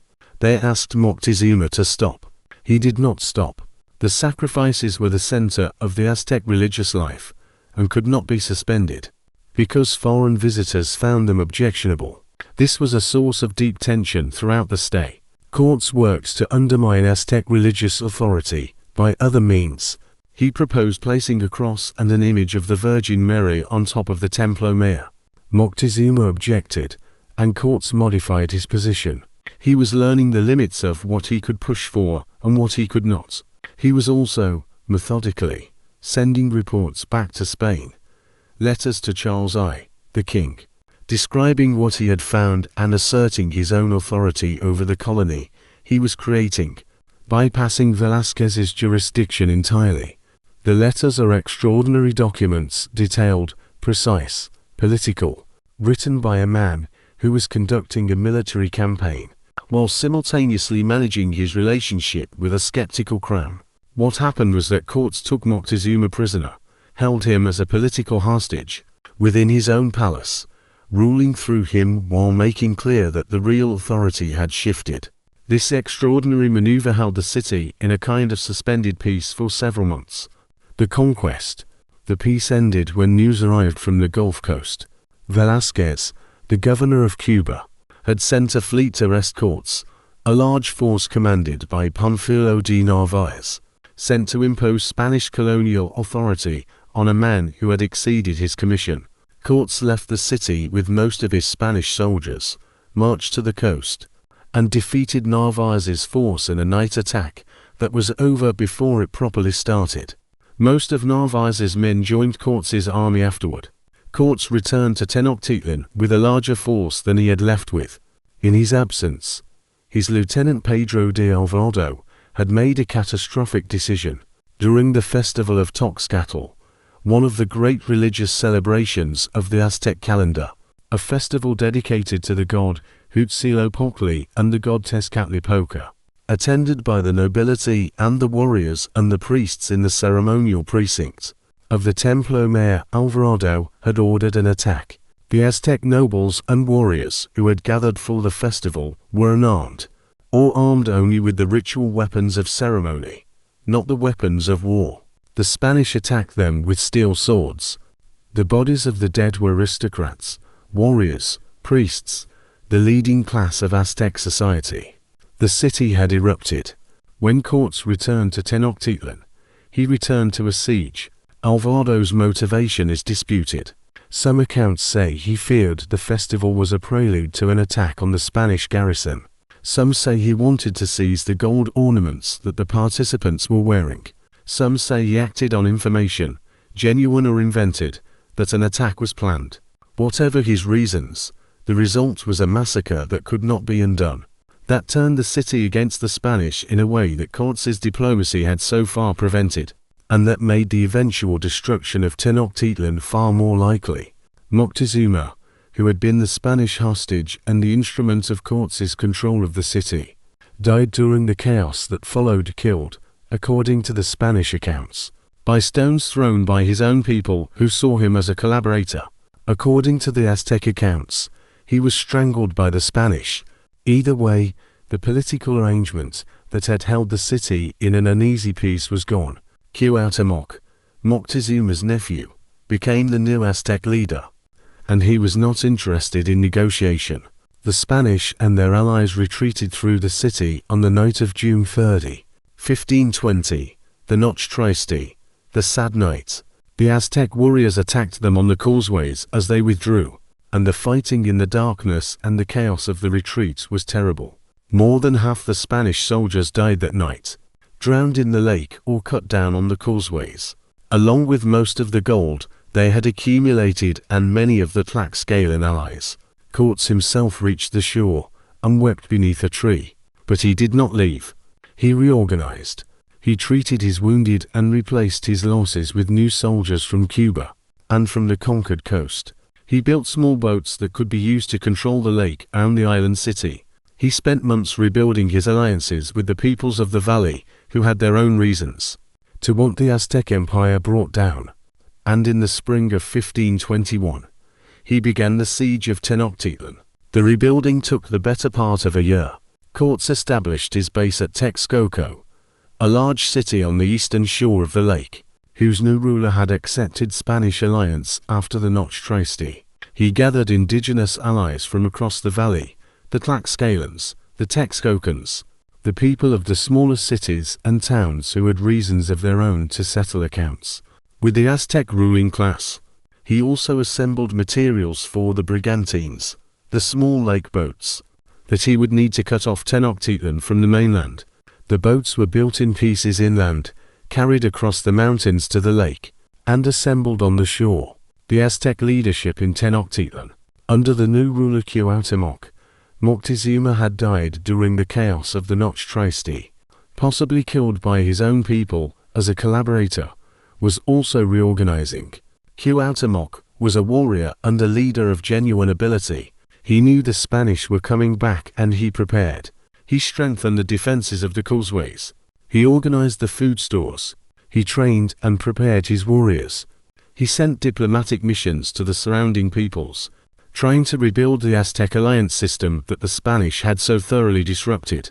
He was not entirely unsuccessful, but the smallpox epidemic had preceded the siege and was still working through the population, and many of the peoples who might have supported Tenochtitlan had their own reasons to stay neutral or to support the Spanish. The siege lasted 80 days. The city was cut off from supplies of food and fresh water. Disease, smallpox, which had arrived with the Spanish and to which the Aztec population had no immunity, moved through the population with devastating speed, killing far more people than the fighting did. The siege of Tenochtitlan was a brutal and terrible thing for the people inside it. The city was cut off from its food supplies, and the freshwater aqueducts that supplied it from the mainland were broken. The population, already diminished by the smallpox epidemic, was also starving. The warriors fought in the streets as the Spanish forces and their indigenous allies advanced block by block, destroying buildings as they went. Cortés had learned that the Aztec tactic of retreating into houses and fortifying them was more difficult to counter than fighting in the open streets, so his strategy was to demolish each block as he took it, leaving no structure for defenders to use. The great city of Tenochtitlan was being dismantled as it was conquered. The Aztec warriors under their new ruler Cuauhtémoc defended every street, every house, every temple step, with a courage that impressed even their enemies. Bernal Diaz, who was there, wrote about the defenders without condescension. They fought well, he said, and they knew they were defending their city and their civilization and their lives. The fighting in the streets of a dying city was different from the fighting in open country. The Aztec warriors knew every alley and every building. They used the canals as defensive obstacles. They retreated into buildings and fortified them. The Spanish infantry advance was slow and bloody, block by block, the buildings coming down behind the advancing line. But the mathematics of the siege were working against them. The city fell in August 1521. The day Tenochtitlan fell was, by the Aztec calendar, the day one serpent in the year 3 house. The great city that had been the center of the world for 100 years. The city of the Templo Mayor and the great market and the causeways over the lake, and the palace of Moctezuma, was a ruin of burned buildings and broken walls and canals choked with rubble. The lake around it was still. The population, that had been perhaps 200,000 at the beginning of the siege, was a fraction of that, diminished by smallpox and starvation and the fighting in the streets. Cuauhtémoc was brought before Cortés in a garden, at the edge of the destroyed city, and he asked to be killed. Cortés refused. The city was his, and the construction of Mexico City could begin. Cuauhtémoc was captured trying to escape across the lake. When he was brought before Cortés, he put his hand on the dagger at Cortés's belt and asked to be killed with it. Cortés refused and treated him with respect for a while. The great city of Tenochtitlan was in ruins. The Spanish built their own capital on its foundations. They called it Mexico City. Francisco Pizarro. While Cortés was completing the conquest of Mexico, another Spanish adventurer was planning a different conquest in a different part of the Americas. Francisco Pizarro was born in Trujillo, in Extremadura, the same Spanish region that had produced Cortés. He was the illegitimate son of a soldier and had grown up without education or resources, making his way in the world as a soldier and an adventurer. He had been in the Americas since 1502, working his way through the colonial world of the Caribbean and the Isthmus of Panama, accumulating the experience and the hardness that the New World required of those who survived in it. He had been on Vasco Núñez de Balboa's expedition that crossed the Isthmus of Panama in 1513, and became the first Europeans to see the Pacific Ocean from the Americas.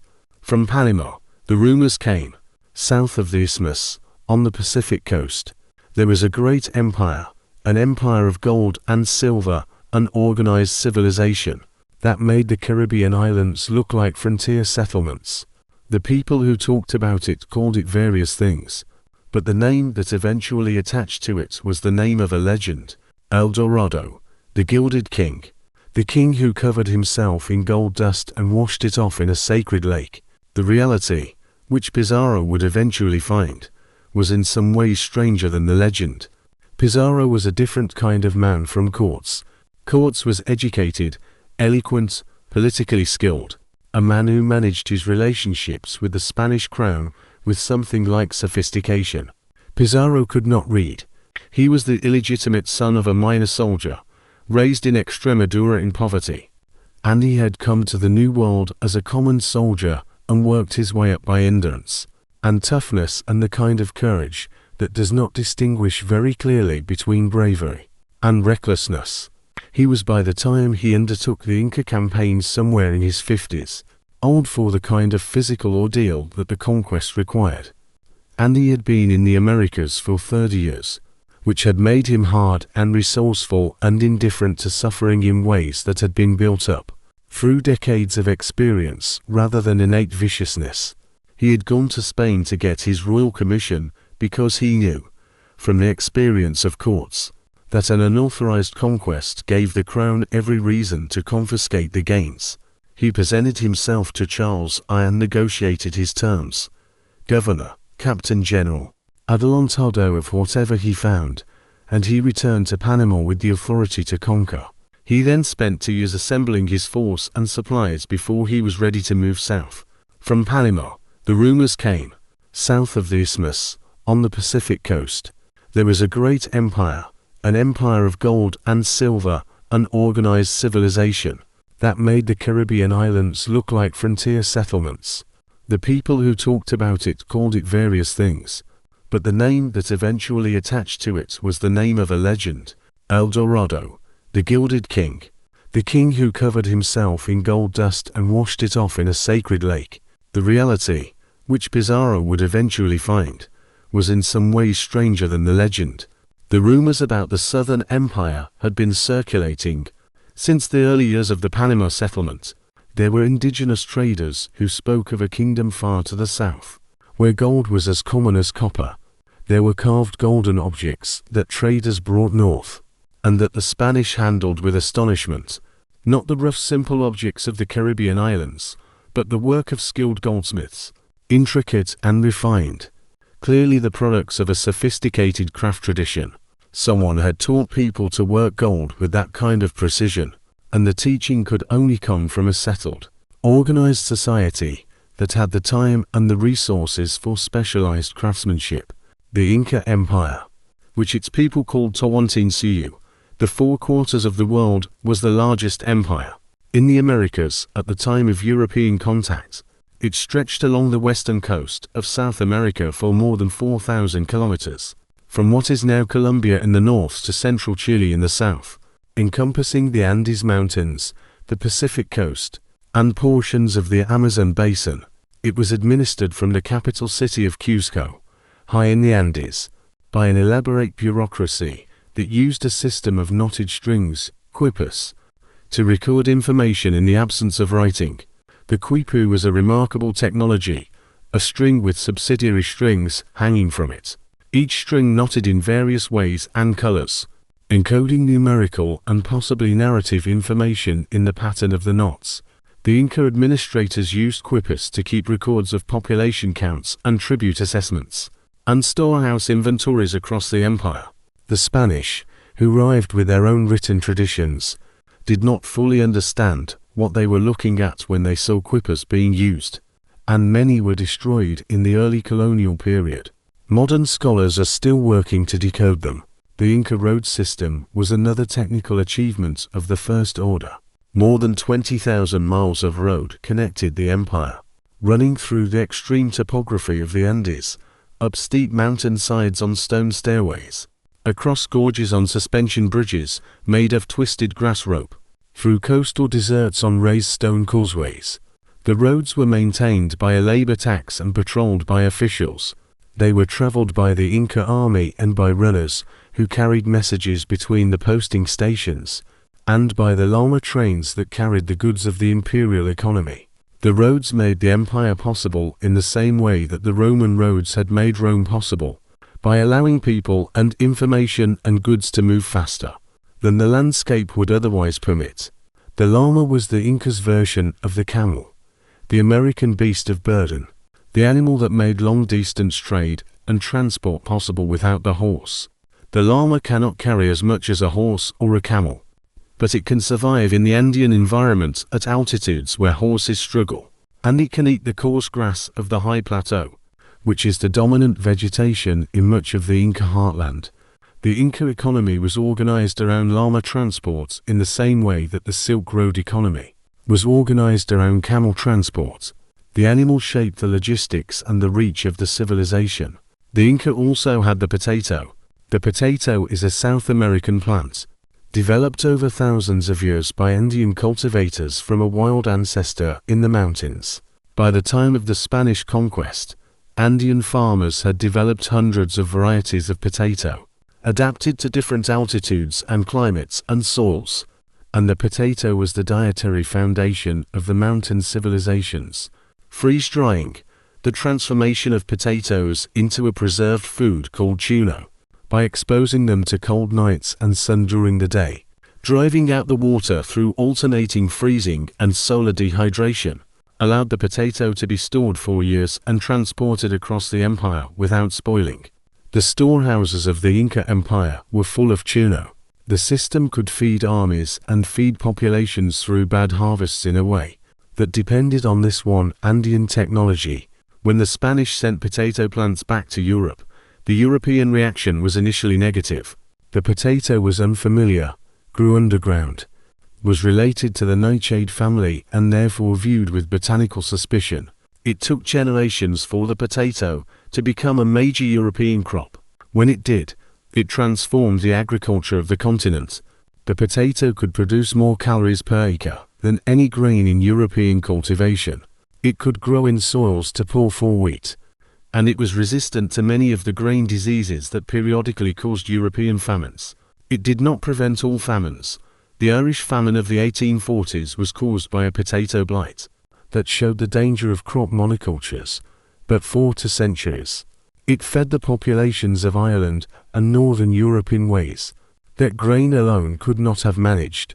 The civilization that had been destroyed to acquire the potato eventually fed millions of people with it. It was administered from the capital city of Cusco, high in the Andes, by an elaborate bureaucracy that used a system of knotted strings, quipus, to record information in the absence of writing. Its roads were built to last. Its storehouses were stocked with supplies against famine. Its army was large and well organized. Pizarro made 3 expeditions south from Panama before he found the empire. The first 2 were failures. The coast was difficult. The distances greater than expected. The supplies inadequate. On the second expedition, he reached a point far enough south to see evidence of the civilization he had heard about. He found Inca goods, met people who traded in gold and silver objects of unmistakable sophistication, got enough confirmation to know the empire was real, but he could go no further without more men and better supplies, and he returned to Panama. There is a story, possibly legendary, about Pizarro at this point of return. He drew a line in the sand on the beach of the Pacific coast and said to his men, "This line divides hardship from comfort, danger from safety, poverty from wealth. Those who cross it will come with me to Peru. Those who do not cross it can return to Panama and to Spain." 13 men crossed the line. These 13 were later called the famous 13. The story may be later invention, but it captures something true about the quality of the men involved and the nature of the enterprise. He returned to Spain to get a royal commission that would give him the authority to conquer whatever he found, returned to Panama, assembled his force, and set out south for the 3rd time. He had about 180 men and 27 horses. The disproportion between this force and the empire it was going to attack is one of the central facts of the Inca conquest and one of the most difficult to explain. Without reference to factors beyond simple military strength, the Inca Empire at its height had perhaps 10 million people, and an army of tens of thousands of experienced warriors. Pizarro's force was smaller than a company in a modern army. The outcome is sometimes explained by the advantage of horses and firearms, which were real advantages but not sufficient by themselves to explain a conquest of this scale. It is better explained by the combination of those advantages with the smallpox epidemic that had devastated the population, the civil war that had divided the leadership and left the empire's military forces uncertain whom to defend, and the political calculation of the Inca factions who saw in Pizarro a possible instrument against their Inca rivals. Atahualpa invited Pizarro to meet him, partly because he believed he could control the encounter. He was wrong, but his error was not unreasonable given what he knew. The encounter at Cajamarca, the Inca Empire that Pizarro was approaching in 1532 was, at that moment, in the aftermath of a civil war. To brothers Huascar and Atahualpa, had fought for the Inca throne, following the death of their father, Huayna Capac, in 1527. Huayna Capac had died of a disease that had spread south from the Caribbean ahead of the Spanish, killing tens of thousands of people who had never seen a European. The disease, almost certainly smallpox, had moved faster than any army through a population that had no immunity to it. It had killed the Inca ruler before Pizarro ever set foot in the empire. Atahualpa had won the civil war. His armies had defeated and captured Huasca. He was consolidating his power when Pizarro's small force appeared on the coast. Atahualpa heard reports of the strangers, strange animals the horses, strange weapons the firearms, strange appearance the armor and the beards, and he was curious rather than alarmed. He could not imagine that 180 men were a military threat to an empire of millions. His curiosity was reasonable. He had just won a civil war against an imperial army. He had the resources and the military capacity of the largest empire in the Americas. He had generals who had campaigned across thousands of miles of difficult terrain, and who had overcome every enemy they had met.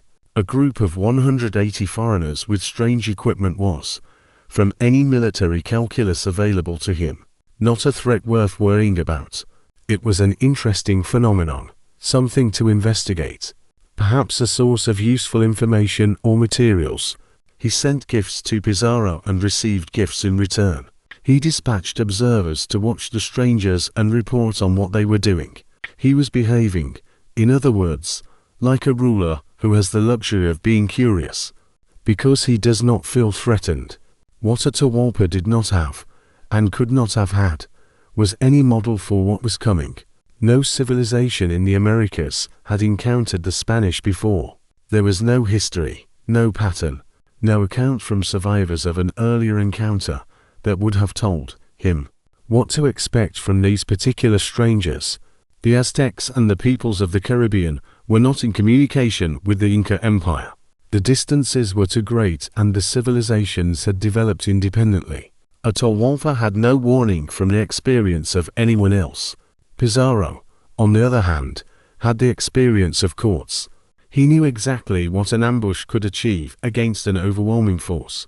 When the overwhelming force was unprepared for it, he agreed to meet Pizarro at the town of Cajamarca in the northern Andes. It was to be a diplomatic encounter, a meeting between two leaders. Atahualpa arrived at the appointed place in great ceremony, carried on a golden litter, surrounded by his nobles and his guards and his servants, the full display of Inca imperial power. Thousands of people in a procession that must have been one of the most magnificent sights that the Andean world could produce.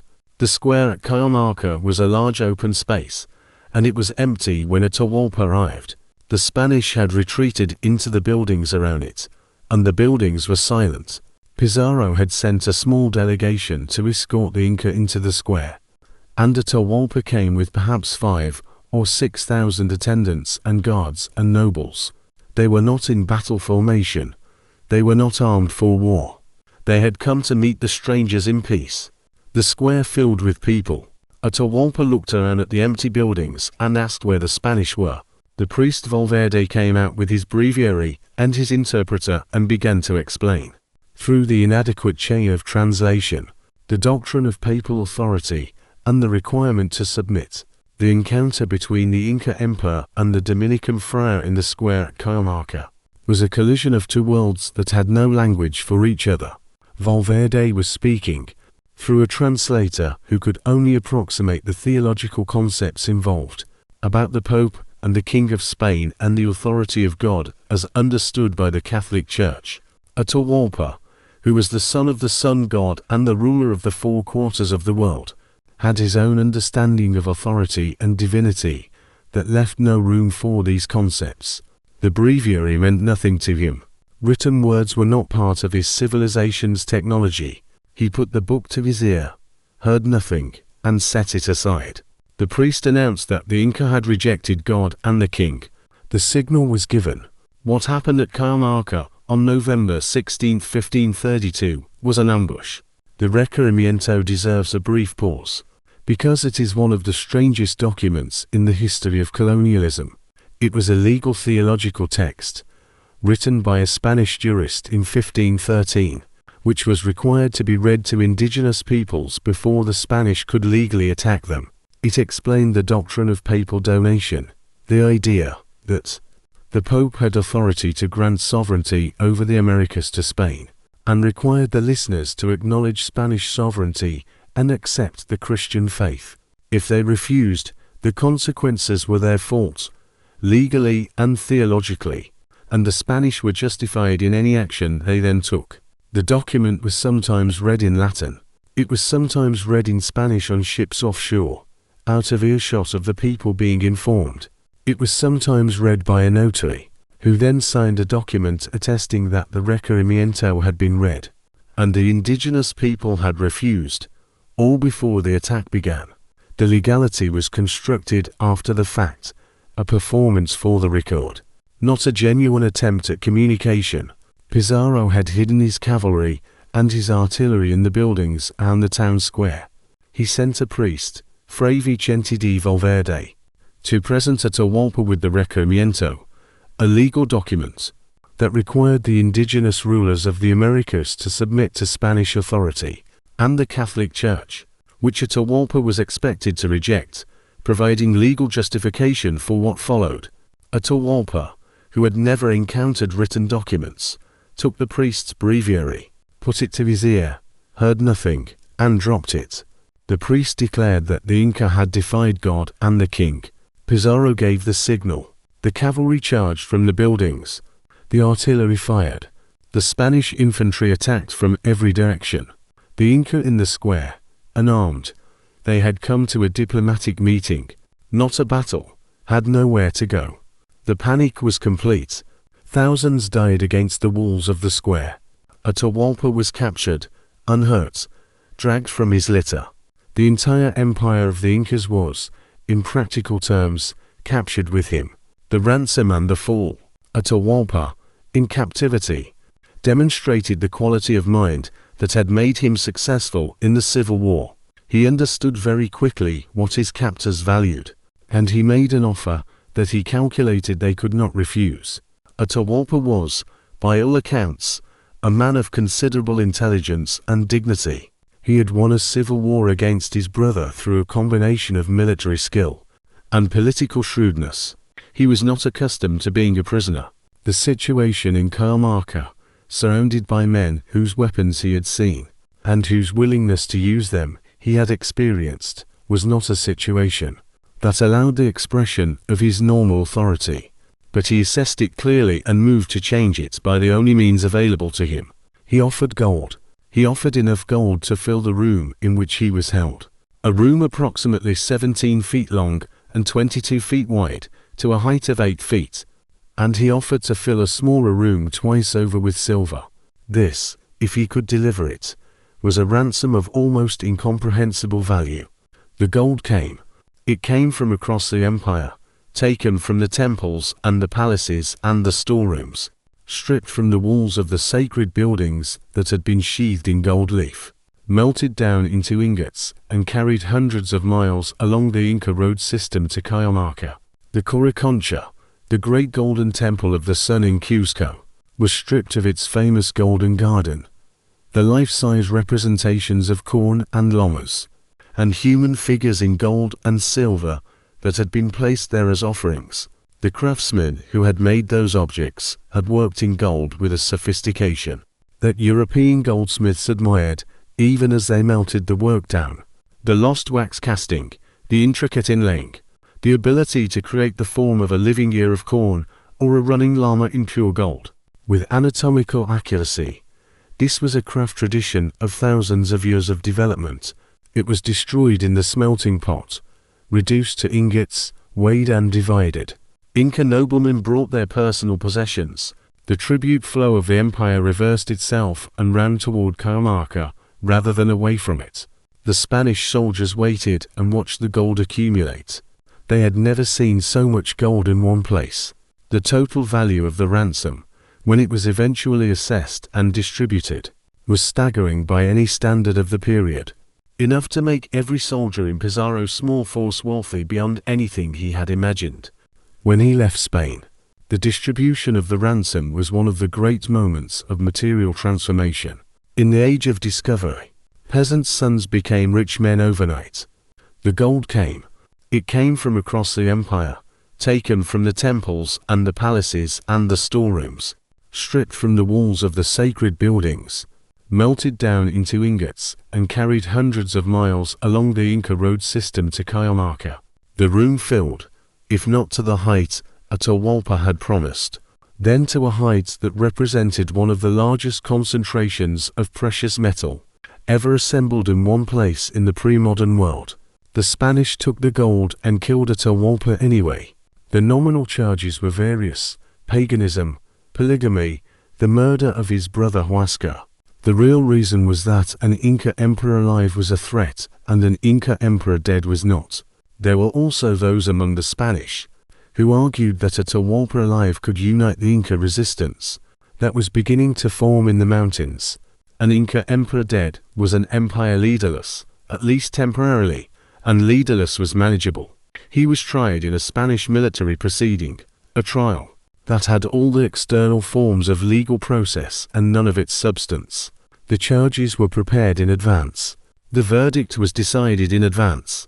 The trial was a performance, as the requerimiento had been a performance, constructing the legal record of an action that had already been determined.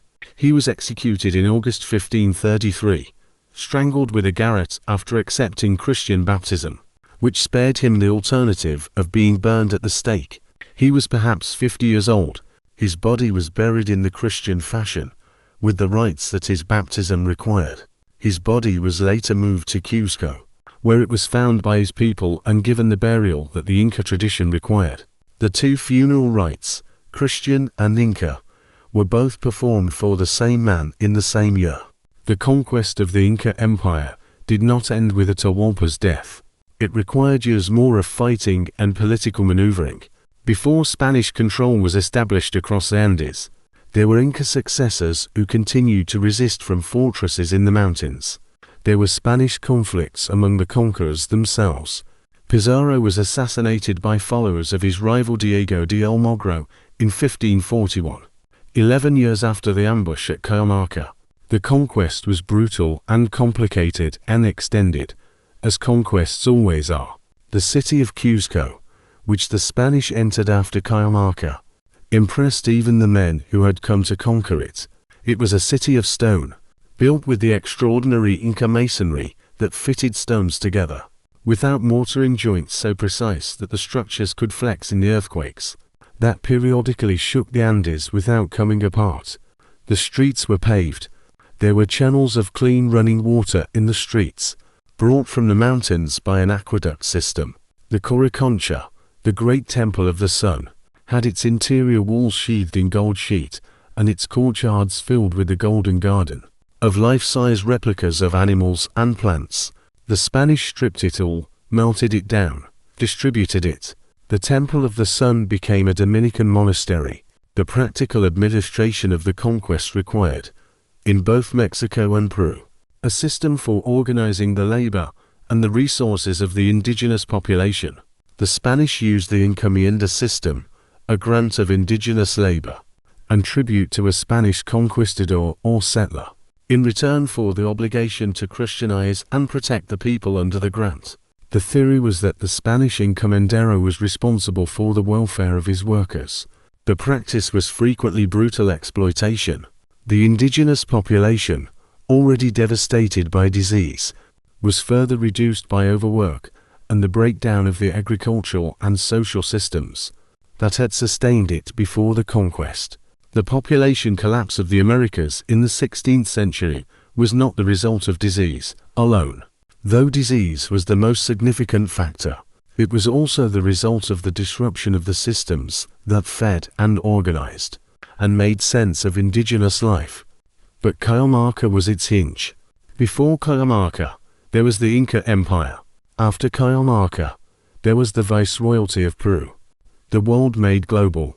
The age of discovery did not end with Columbus or Cortés or Pizarro.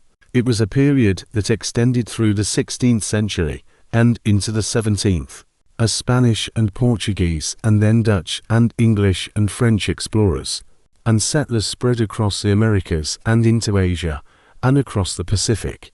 But the three voyages and conquests described in this account were its defining events: the first contact, the conquest of Mexico, the conquest of Peru. They set the pattern that the rest of the age would follow. There were other voyages and other stories.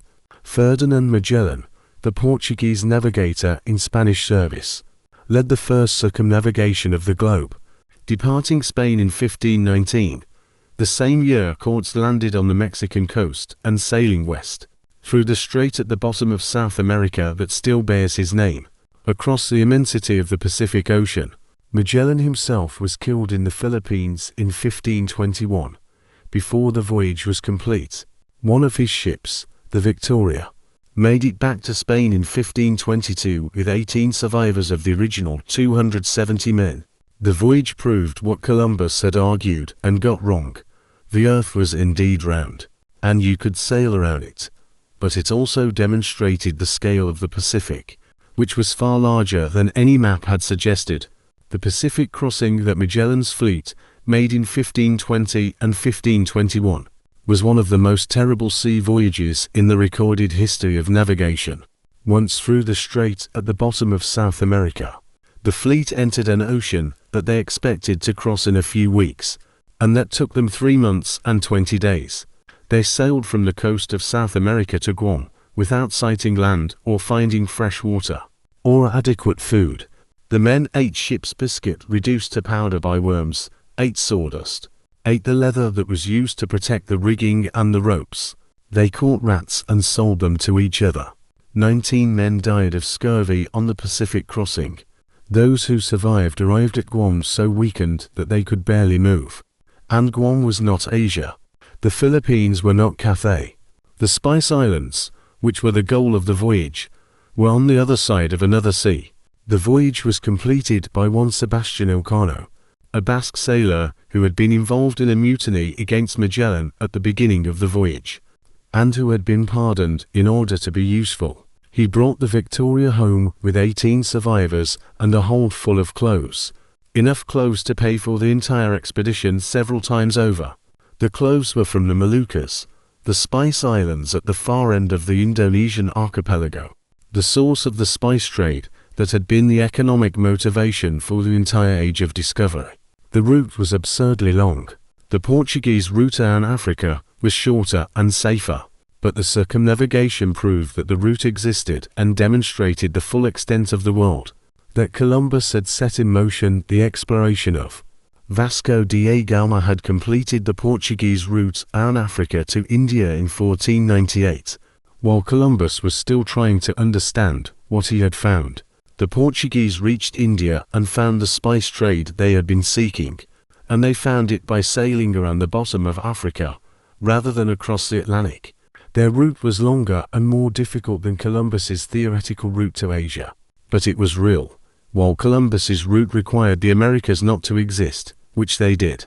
Francis Drake, the English privateer, completed the second circumnavigation in 1580. The Dutch East India Company was founded in 1602, and became the first multinational corporation in history, conducting trade across Asia, with its own fleet and its own army.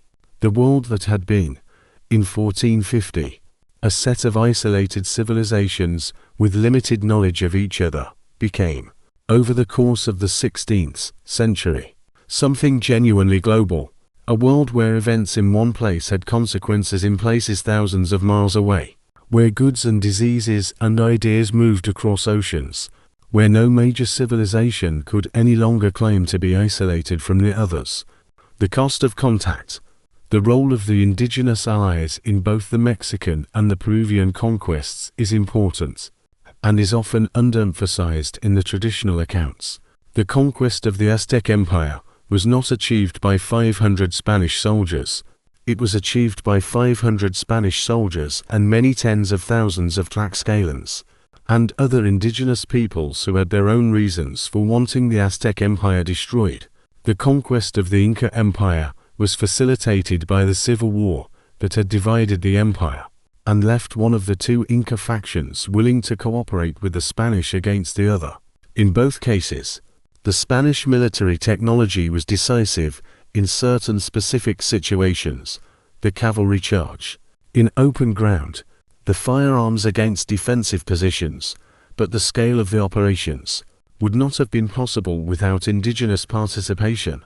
This does not diminish the violence or the consequences. The Spanish used their indigenous allies instrumentally, with no intention of sharing power or treating their allies as equals. Once the conquest was complete, the Tlaxcalans, who helped destroy the Aztec Empire, ended up as colonial subjects of Spain. Like everyone else, the fact that the conquests were facilitated by indigenous participation does not make them less conquests. What was the pattern? It was the pattern of a civilization that had certain technological advantages: steel weapons, firearms, horses, ships, and above all the diseases that moved before the Europeans and killed populations that had no immunity to them, encountering civilizations that had been isolated from the rest of the world for thousands of years and that had no defense against any of those advantages. The inequality was not in intelligence or courage or cultural sophistication. The Aztec and Inca empires were complex, organized, sophisticated civilizations that had solved the problems of large-scale society in their own ways. The inequality was in the specific technologies of warfare and in the biological accident of disease. The diseases came first and moved fastest. Smallpox reached the Aztec Empire before Cortés finished his conquest, killing perhaps half the population of Tenochtitlan during the siege. It reached the Inca Empire before Pizarro arrived, killing the Emperor Huayna Capac and setting in motion the civil war that left the empire vulnerable. In the century after contact, the indigenous populations of the Americas fell by somewhere between 50 and 90%, not primarily from warfare but from the invisible biological consequence of contact with a world that had been developing different disease pools for 10,000 years. This was the greatest demographic catastrophe in human history. The reason for the asymmetry, why European diseases devastated the Americas, rather than American diseases devastating Europe, lies in the different history of human settlement on the two continents. Europe, Asia, and Africa had been connected, however tenuously, since the beginning of human migration out of Africa. Their populations had been exposed to each other's diseases, and survivors had developed some immunity to some diseases. More importantly, the Old World civilizations had lived in close contact with domestic animals for thousands of years, with cattle and pigs and chickens and horses, and many of the great epidemic diseases of history had originated in domestic animals and crossed over to humans.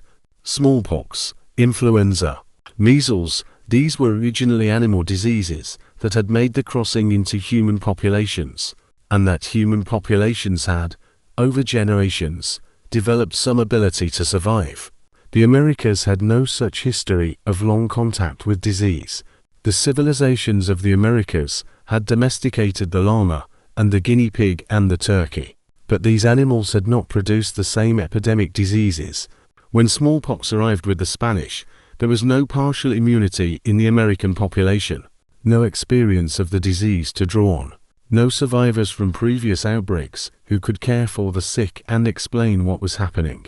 The disease moved through populations with an efficiency that was, from any human point of view, catastrophic, killing people who had never been sick in this way before, killing the old and the young and the strongest and the most capable indiscriminately, killing the people who knew how to heal and the people who knew how to grow food, and the people who maintained the social fabric. It did not kill selectively. It killed comprehensively. The survivors of the epidemics inherited a world that the disease had hollowed out. Fields were untended. Irrigation systems were unmaintained. The knowledge that had been carried by the people who died, the knowledge of where to plant, and when, of which plants healed and which plants fed, of how the water moved and how the land responded to cultivation, that knowledge died with them. All was diminished, or was fragmented beyond recovery. The demographic catastrophe was also a knowledge catastrophe, an agricultural catastrophe, a social catastrophe. Everything was connected. What the world exchanged, the gold and silver that flowed from the Americas to Spain, financed the Spanish Empire, and eventually destabilized the European monetary system. The flood of precious metal created inflation on a scale that Europe had not experienced before, eroding the position of those who held fixed incomes and benefiting those who traded. The silver of the Andean mines at Potosi and other sites became the medium of exchange for a world economy, flowing east through Spain and Portugal to pay for Asian goods, circulating through the trade networks of the Indian Ocean and ending up in China, where the government's demand for silver was effectively limitless. The American silver financed the world. The Potosi mine in what is now Bolivia was discovered in 1545, 12 years after the execution of Atahualpa, when a Spanish prospector found a mountain of silver ore in the high Andes. It was the richest silver deposit ever found, and it produced an extraordinary volume of silver over the following 2 centuries. The city of Potosi, which grew up around the mine, became one of the largest cities in the world by the late 16th century. Larger than London, larger than Seville, a city of perhaps 150,000 people built at 13,000 feet above sea level in the Andean cold, sustained entirely by the mine below it. The mine was worked by indigenous labor under the meter system, a rotational labor tax that the Spanish had adapted from the Inca system of labor tribute.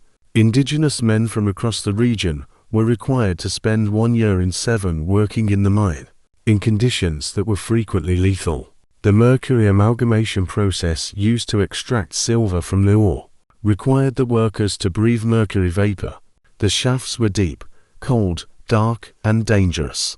The death rates were high, and the system continued for generations, because the silver was too valuable to stop extracting, and the labor was too cheap, effectively free under the meter, to replace with less harmful methods. The mountain of Potosi was hollowed out over 2 centuries by the labor of people who did not choose to be there. The silver that came out of the mountain traveled east, in great convoys of mule trains to the Pacific coast, then by ship north to Panama, then overland to the Atlantic coast, then by convoy to Seville, where it was registered and taxed. From Seville it flowed into the European economy, and then through the European economy into Asia. The Chinese Empire, which had made silver its monetary standard in the 15th century, absorbed American silver in vast quantities. The silver that miners dug out of the Andes ended its journey in the tax offices and treasury vaults of the Ming and later Qing dynasties. The world economy of the 16th and 17th centuries was, in a direct and material sense, built on the labor of indigenous people in the Andean mines. The Columbian exchange, the movement of plants and animals and diseases between the Old World and the New, was perhaps the most consequential outcome of the Age of Discovery for the long term. From the Americas to Europe and Asia went maize, potatoes, tomatoes, tobacco, chocolate, vanilla, rubber, and dozens of other crops that transformed the agriculture and the diet of the Old World. The potato would feed Ireland and Russia. Maize would spread across Africa and Asia. Tomatoes would transform Italian cuisine.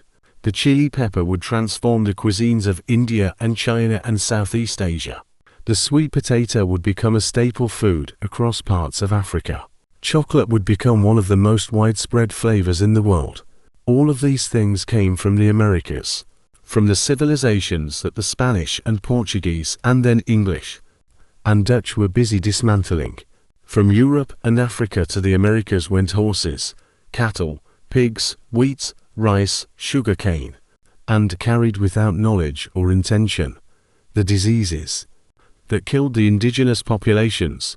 The horse deserves particular attention in the Columbian exchange, because the horse had once lived in the Americas. Fossil records show its presence, but had become extinct there thousands of years before European contact.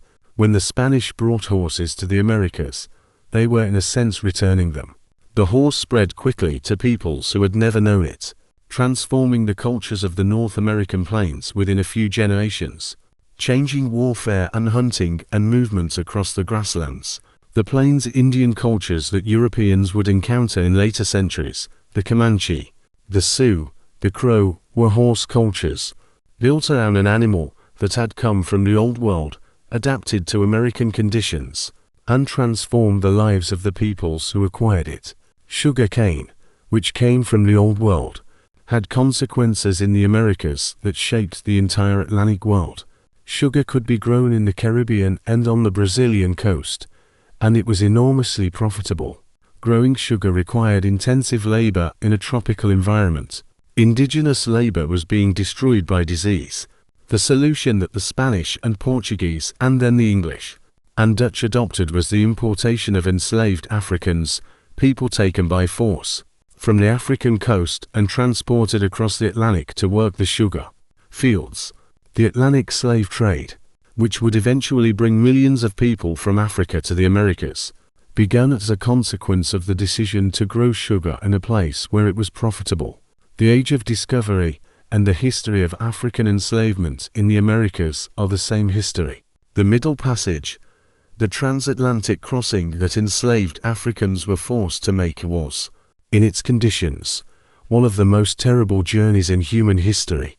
The enslaved people were packed into ships that had been specifically designed to carry as many human bodies as possible in the smallest space, chained in rows in the dark hold, unable to stand or move freely, crossing an ocean for weeks in conditions of heat and disease and violence that killed a significant proportion of those who made the journey. Those who survived arrived in a place they had not chosen, where they did not know the language or the landscape or the plants or the culture, where they were owned by strangers and put to work in fields of a crop they had not grown before, under a sun that was different from the sun they knew. The African peoples who were enslaved and transported to the Americas were not blank slates. They brought knowledge of agriculture, of metallurgy, of medicine, of music, of religion, of the organization of social life. African agricultural knowledge was essential to the development of Carolina rice cultivation. African musical traditions became the foundation of American popular music. African religious practices mixed with Catholicism and indigenous traditions to produce the syncretic religions of the Caribbean and Brazil. The African diaspora, forced into the Americas against its will, transformed the Americas in ways that are still working themselves out. The world that came out of the Age of Discovery was thus not simply European. It was a mixture, biological, cultural, linguistic, musical, culinary, of European and African and indigenous American traditions, forced into contact by conquest and slavery and trade, mixing in the cities and the fields and the households of the Americas over 5 centuries. The Americas that exist today are the product of all 3 worlds. The exchange was real, material, consequential in ways that lasted for centuries and that are still operating. Every time a European eats a potato or a tomato, they are eating something that grew first in the Americas. Every time a Mexican eats wheat bread, they are eating something that came from the Old World. The biological mixing that the Age of Discovery began has not stopped. Columbus died in 1506, still insisting that what he had found was the outer edge of Asia. He died in Valladolid, a town in the middle of Spain, attended by his sons and a small group of faithful servants. He was not poor. The Spanish crown had restored his financial rights, if not his political authority, but he was diminished. The great discoverer relegated to a secondary position in the colonial world he had opened. The continent he had found was not named for him. It was named for another Italian navigator, Amerigo Vespucci, who had written accounts of his own voyages to the South American coast that made clear, in a way that Columbus had never quite admitted, that what lay across the western Atlantic was not Asia, but something new. Amerigo Vespucci wrote the word that history needed. He called the lands across the Atlantic Mundus Novus, the New World. The term described what had been found more accurately than any alternative. and it was the term that stuck.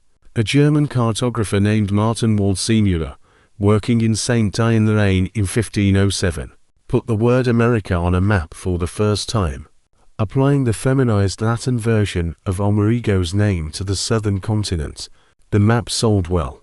The name spread, and eventually applied to both continents. The irony that the continents are named for Vespucci and not Columbus is one of the small cruelties of history. Columbus arrived first. Columbus maintained until his death that he had found Asia. Vespucci, who made his own voyages to the South American coast in 1499 and 1501, wrote accounts of what he had seen that made clear, in a way that Columbus never quite did, that these were not Asian islands, but a separate landmass, something genuinely new. The word Mundus Novus, New World, belongs to Vespucci. The continents belong to a man who understood what Columbus had found, even if Columbus himself did not. The Waldseemüller map of 1507 is one of the most important documents in the history of cartography. It was the first map to show the Americas as separate from Asia, the first to use the name America, and the first to show the Pacific Ocean, which had not yet been seen by a European at the time.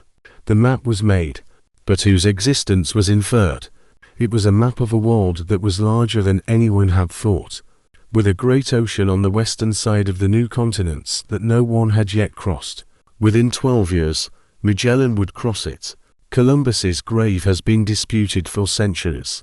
His remains were moved several times after his death, and there have been competing claims between Seville and Santo Domingo about where he is actually buried. DNA analysis in recent decades has been inconclusive in settling the dispute. The uncertainty is appropriate, in a way, for a man whose identity was always somewhat uncertain. Genos by birth, naturalized Portuguese, Spanish by adoption, discoverer of lands that were named for someone else. The question of Columbus's identity extended, in his lifetime, to his own deliberate obscurity about his origins. He rarely spoke about his family or his early life. The documentation of his Genos birth exists but is sparse, and there have been theories over the centuries that placed him in Catalonia, in Portugal. In Majorca, most historians have settled on Genoa, specifically on the documented Wall-Coma Father and the city neighborhood, near the old gate of Sant'Andrea. But Columbus himself, who rose from that background to the title of Admiral of the Ocean Sea, was not particularly interested in reminding his Spanish patrons of the Wall-Coma's shop. His son Fernando, who later wrote a biography of his father, was also somewhat vague about the details of the early years. The biography is a document of filial piety as much as historical record, aimed at presenting Columbus as a man of sufficient dignity to have deserved the titles he was given. The Wall-Coma's son who went to sea at 14, and worked his way up through 30 years of voyaging to the commission of a lifetime. That story was real, but it was also not the story that a son writing in the 1520s and 1530s, trying to maintain the Columbus family's claims against the Spanish crown, would have wanted to emphasize. The monastery of La Rabida, where Columbus found his first Spanish patron, is still standing on its headland above the confluence of the Tinto and Odile rivers. The white walls that were visible to sailors coming in from the Atlantic are still white. The sound of the Atlantic in storms can still be heard from its courtyard. From its heights, in clear weather, you can see across the estuary to where the ships would have been, heading out into the ocean. The town of Palos, where the expedition was fitted out and the crew recruited, is a few kilometers from the monastery. The church of San Jorge, where Columbus prayed before departure, is still standing. The pillar outside the church, where the royal decree requiring the town of Palos to provide to ships was read aloud in 1492, is still there. The Tinto and Odile rivers still run into the Atlantic, though the rivers are more industrial now, and the port of Huelva across the estuary is a working harbor rather than a departure point for unknown oceans, but the confluence is the same, and the light on the water in the late afternoon is the same light that fell on the sails of the 3 ships as they moved out into the current in August 1492. History has a habit of being present in the physical world in this way. not as monuments or markers, which are imposed on it, but as the ordinary features of the landscape that were already there when the events happened, and that remain thereafter. The same water, the same light on the same water, the same Atlantic that the sailors feared and crossed and returned from. 5.5 centuries later, still dark at night, still moving, still receiving the rivers that flow into it from the land, the men who crossed the ocean and the men who were on the beaches, when the ocean was crossed, were all, in their different ways, doing what people have always done, trying to survive, trying to find advantage, trying to make sense of a world that presented them with something they had never seen before. The Age of Discovery was not a story about the inevitable triumph of one civilization over another. It was a story about the collision of worlds that had developed separately for thousands of years, in all the specific and contingent detail that real history always has. This king, and not that king. This month, and not that month. This wind, and not that wind. The outcome was shaped by technology and disease and political circumstance, and the specific characters of specific people.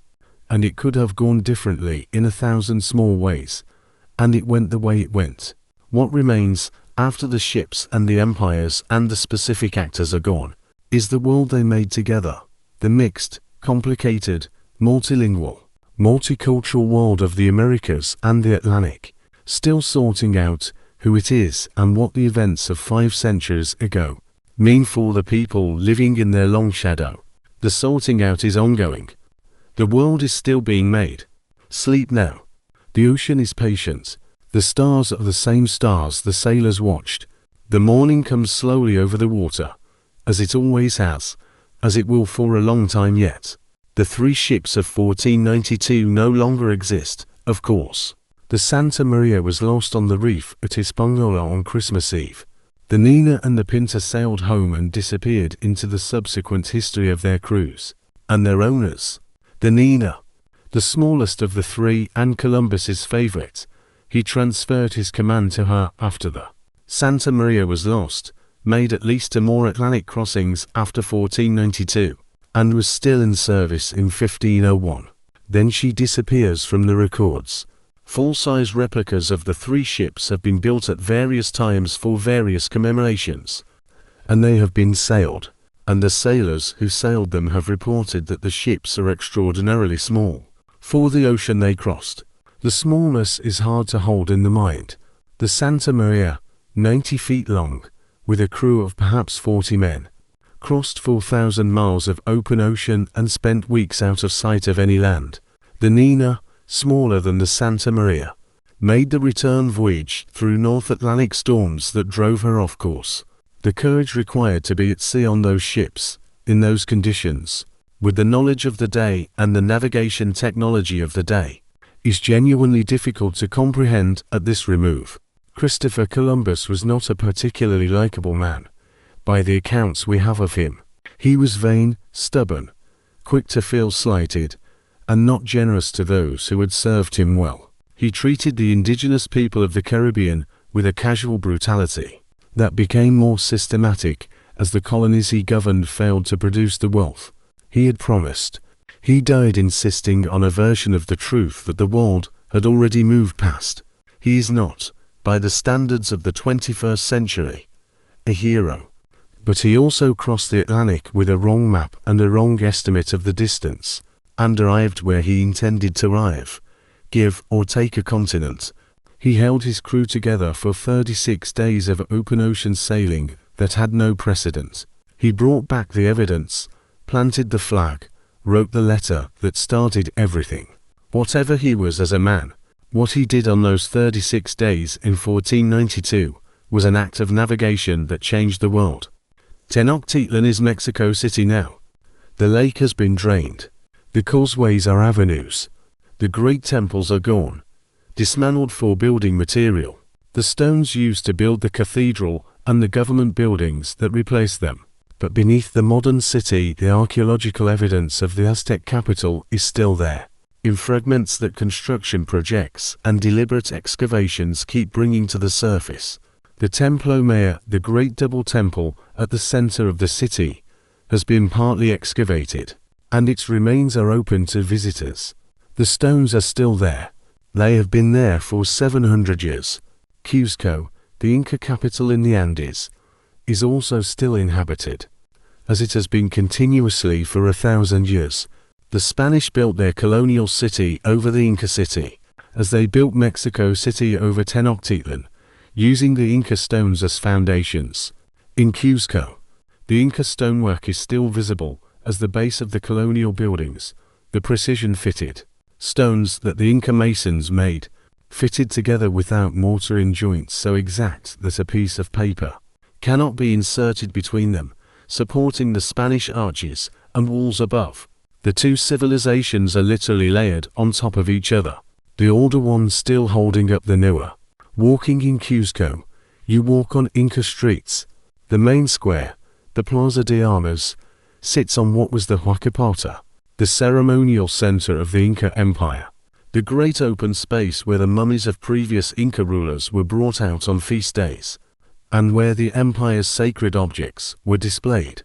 The cathedral that stands on one side of the plaza was built partly from stones, taken from the temple precincts nearby. The Coricancha, the Golden Temple of the Sun, is now partly incorporated into the Church of Santo Domingo. The Golden Garden is gone, melted down. The church stands on the temple's foundation walls, which are the most perfect example of Inca stonework in the city, curved, smooth, fitted without mortar, earthquake-resistant in a way that the colonial building above them is not. The foundation holds up the church. The old world holds up the new. In the markets of Cuzco, Quechua is spoken. The language of the Inca Empire is alive in the mouths of the people who move through the streets that were the streets of Tawantinsuyu. The children who sell hand-woven cloth in the tourist markets speak it as their first language. The weavers who make textiles in patterns that have been passed down through generations use the same thread colors and the same symbolic vocabulary that appears in the textiles that were made before the Spanish arrived. The culture was damaged and diminished and altered, and it survived. It is still there. The indigenous peoples of the Americas did not disappear. They lost the majority of their population to disease in the century after contact, and they lost their political independence across most of the continent, and they lost languages and practices and entire ways of understanding the world. These losses were enormous and irreversible. But the descendants of the people who built Tenochtitlan and Cuzco are still there. They speak Spanish as their primary language now, in most cases, but they also speak Nahuatl and Quechua and dozens of other indigenous languages that have survived.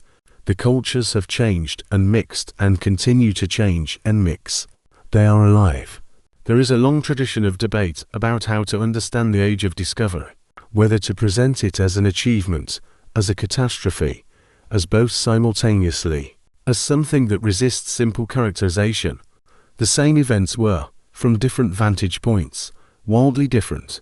From the vantage point of the Spanish sailors who survived the Atlantic crossing and returned home, it was an adventure. From the vantage point of the Tlaxcalan warriors who finally destroyed their Aztec enemies, with Spanish help, it was a victory that turned into something they had not bargained for. From the vantage point of the people of Tenochtitlan who survived the siege, it was a catastrophe without precedent. From the vantage point of a child in Ireland in 1700 who did not starve because potatoes could grow in the wet soil of Connacht, it was, indirectly, a source of life. Bartolomé de las Casas, the Dominican friar who had come to Hispaniola as a young man and had initially participated in the colonial system, underwent a conversion in the early 16th century and became the most powerful European voice for the rights of the indigenous peoples. His brief account of the destruction of the Indies, written around 1542 and published in 1552, was the first major European condemnation of the colonial project from the inside. He described the violence and the exploitation with a precision that was, at the time, radical. The Spanish crown was not accustomed to hearing its colonial enterprise described in these terms by a Catholic priest who had seen it firsthand.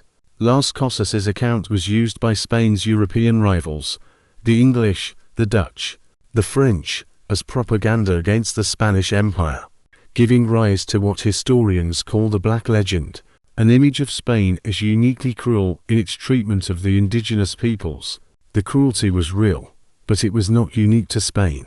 The English treatment of the peoples of North America, the Dutch treatment of the peoples of the East Indies, the Portuguese treatment of the peoples of Africa and Brazil, all were conducted with comparable disregard for the humanity of the people being colonized. The Black Legend served the political interests of Spain's rivals, more than it served the interests of the indigenous peoples it claimed to champion. Las Casas's legacy is complicated. He was, in the first half of his life, himself a holder of indigenous slaves. When he argued for better treatment of the indigenous peoples, he initially proposed replacing them with African slaves imported for the purpose, a position he later retracted with evident anguish. He understood more than most of his contemporaries about the injustice of the colonial system, and he was shaped by the same assumptions of that system that he could not entirely escape. He's a figure who illustrates the difficulty of seeing beyond the limits of one's own time and world, and also the possibility of seeing further than most. History does not resolve these perspectives. They all belong to the same events. The Age of Discovery was a technological and organizational achievement of the first order, and it was also the beginning of the greatest demographic catastrophe in human history. Both things are true. Neither cancels the other. The story of the Age of Discovery is not a story with a clean ending, because it has not ended. The consequences of those first crossings, the biological exchange, the demographic catastrophe, the political reshaping of the world, the movement of plants and metals and people across oceans, are still working themselves out. The world of today is the world that the Age of Discovery made, for better and worse, in ways that are still being debated and still being lived.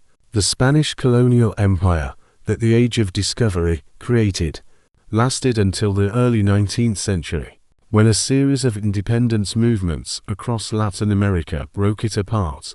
Over the course of 20 years, the descendants of Cortés and Pizarro and the colonial administrators, and the mestizo populations they created are the nations of Mexico and Peru and Colombia, and Argentina and all the others, countries that speak Spanish, that practice forms of Catholicism mixed with indigenous traditions, that carry in their language and their art, and their politics the long consequences of the encounter that began in 1492. The gold and silver of the Americas transformed Europe. The Spanish crown spent its colonial revenues on wars in Europe, wars against the Protestant reformers in the north, wars against the Ottoman Turks in the Mediterranean, wars against the Netherlands when the Netherlands tried to achieve independence.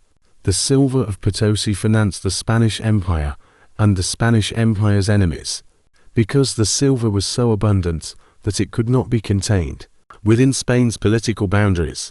It flowed through the trade networks of the world. It paid for Chinese silk and Indian cotton and the spices of the Moluccas. It funded the banks of Antwerp and Genoa. It ended up in India and in China and in the Ottoman Empire and in the pockets of the merchants of every port city in the world. The American silver was the first global currency. The world that existed before 1492, the world of the Lido map, with its circular shape and its Jerusalem at the center and its blank Atlantic, was a world of profound regional isolation. The civilizations of the Americas did not know that Europe existed. The civilizations of Europe did not know that the Americas existed. The peoples of the Pacific Islands were largely unknown to the Eurasian landmass. The world was a set of separate experiments in human civilization, evolving in parallel, developing different solutions to the same problems: agriculture, government, religion, art, war, without knowledge of each other. The Age of Discovery ended that isolation. It ended it violently, and at an enormous cost in human life and human freedom and human culture. But it ended it definitively. After 1492, the world was one world. However unequally and however brutally the connections were made, Columbus set out from the Canary Islands on September 6, 1492, on a western heading. The trade winds caught the sails and the three small ships moved out across the darkening Atlantic. The crew was afraid. The commander was not afraid, or was not showing it. The ocean was very large and very empty, and it went on for a very long time. In the dark of the Atlantic night, when the stars were out in numbers that they never achieve over a city, and the sails were pulling steadily, and the only sounds were the water and the rigging, and the breathing of men asleep in the watches below. In those hours, it is possible to imagine something that the daylight and the business of the ship concealed. The men on those ships were doing something that had not been done before. They were crossing an ocean that no one they had ever spoken to had crossed. They had no way of knowing if the stories about the Western Ocean were true. The stories about monsters, about the waters falling away, about the absence of any wind that would bring them home. They had only the word of the man in command that the distance was manageable, that Asia was close enough, that what they were doing was navigable rather than suicidal, and they had the stars, and the steady wind, and the movement of the hull through the dark water, and eventually the birds. Tenochtitlan is gone. Cuzco endures. The monastery of La Rabida still stands above the river. The walled Simula map, with its first use of the word America, is in the Library of Congress in Washington, purchased by the United States government in 2003. Columbus's annotations on the Imago Mundi are in the Biblioteca Colombina in Seville. The chains that Bovadilla put on Columbus in 1500 were kept by Columbus and then by his son Fernando. As a reminder of what had happened, they wanted to be buried with them, as evidence of an injustice. Fernando Columbus is buried in the Seville Cathedral. The chains are in a museum in Madrid. The people of Tlaxcala, the city whose alliance made the conquest of Mexico possible, received special privileges from the Spanish crown. In recognition of their contribution to the conquest, they were granted coats of arms. They were exempted from tribute for a period. Their city was styled Muy Noble y Muy Leal Ciudad, most noble and most loyal city. The privileges eroded over time, as colonial administration consolidated and the distinctions between indigenous groups became less politically useful. The Tlaxcalans who had destroyed the Aztec Empire found that they had destroyed their own independence along with it. The descendants of Atahualpa walked 4 years through the Inca Empire, maintaining the ritual of the Inca court, the ceremonies, the lineage. The Spanish tolerated a puppet Inca for a generation after the conquest, useful for extracting labor and tribute. Before that too ended. But the Quechua language, which was the administrative language of the empire, survived. Today it is spoken by millions of people in Peru and Bolivia and Ecuador and Colombia.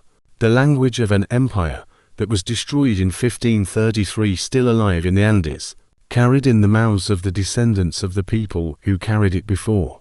And then the night of October 11, and the pale cliff in the moonlight, and the words that changed the world. The Atlantic is still dark at that hour before dawn. The stars are still thick above the ocean, somewhere in the Bahamas, on a beach that has been argued over, and identified and disputed for 5 centuries. The sand is white and the water is warm, and the forest comes down to the shore. The palms move in a wind that blows from the same direction it has always blown. There is no mark on the beach to say what happened there. There does not need to be. Sleep now. The ocean is dark. The sails are full.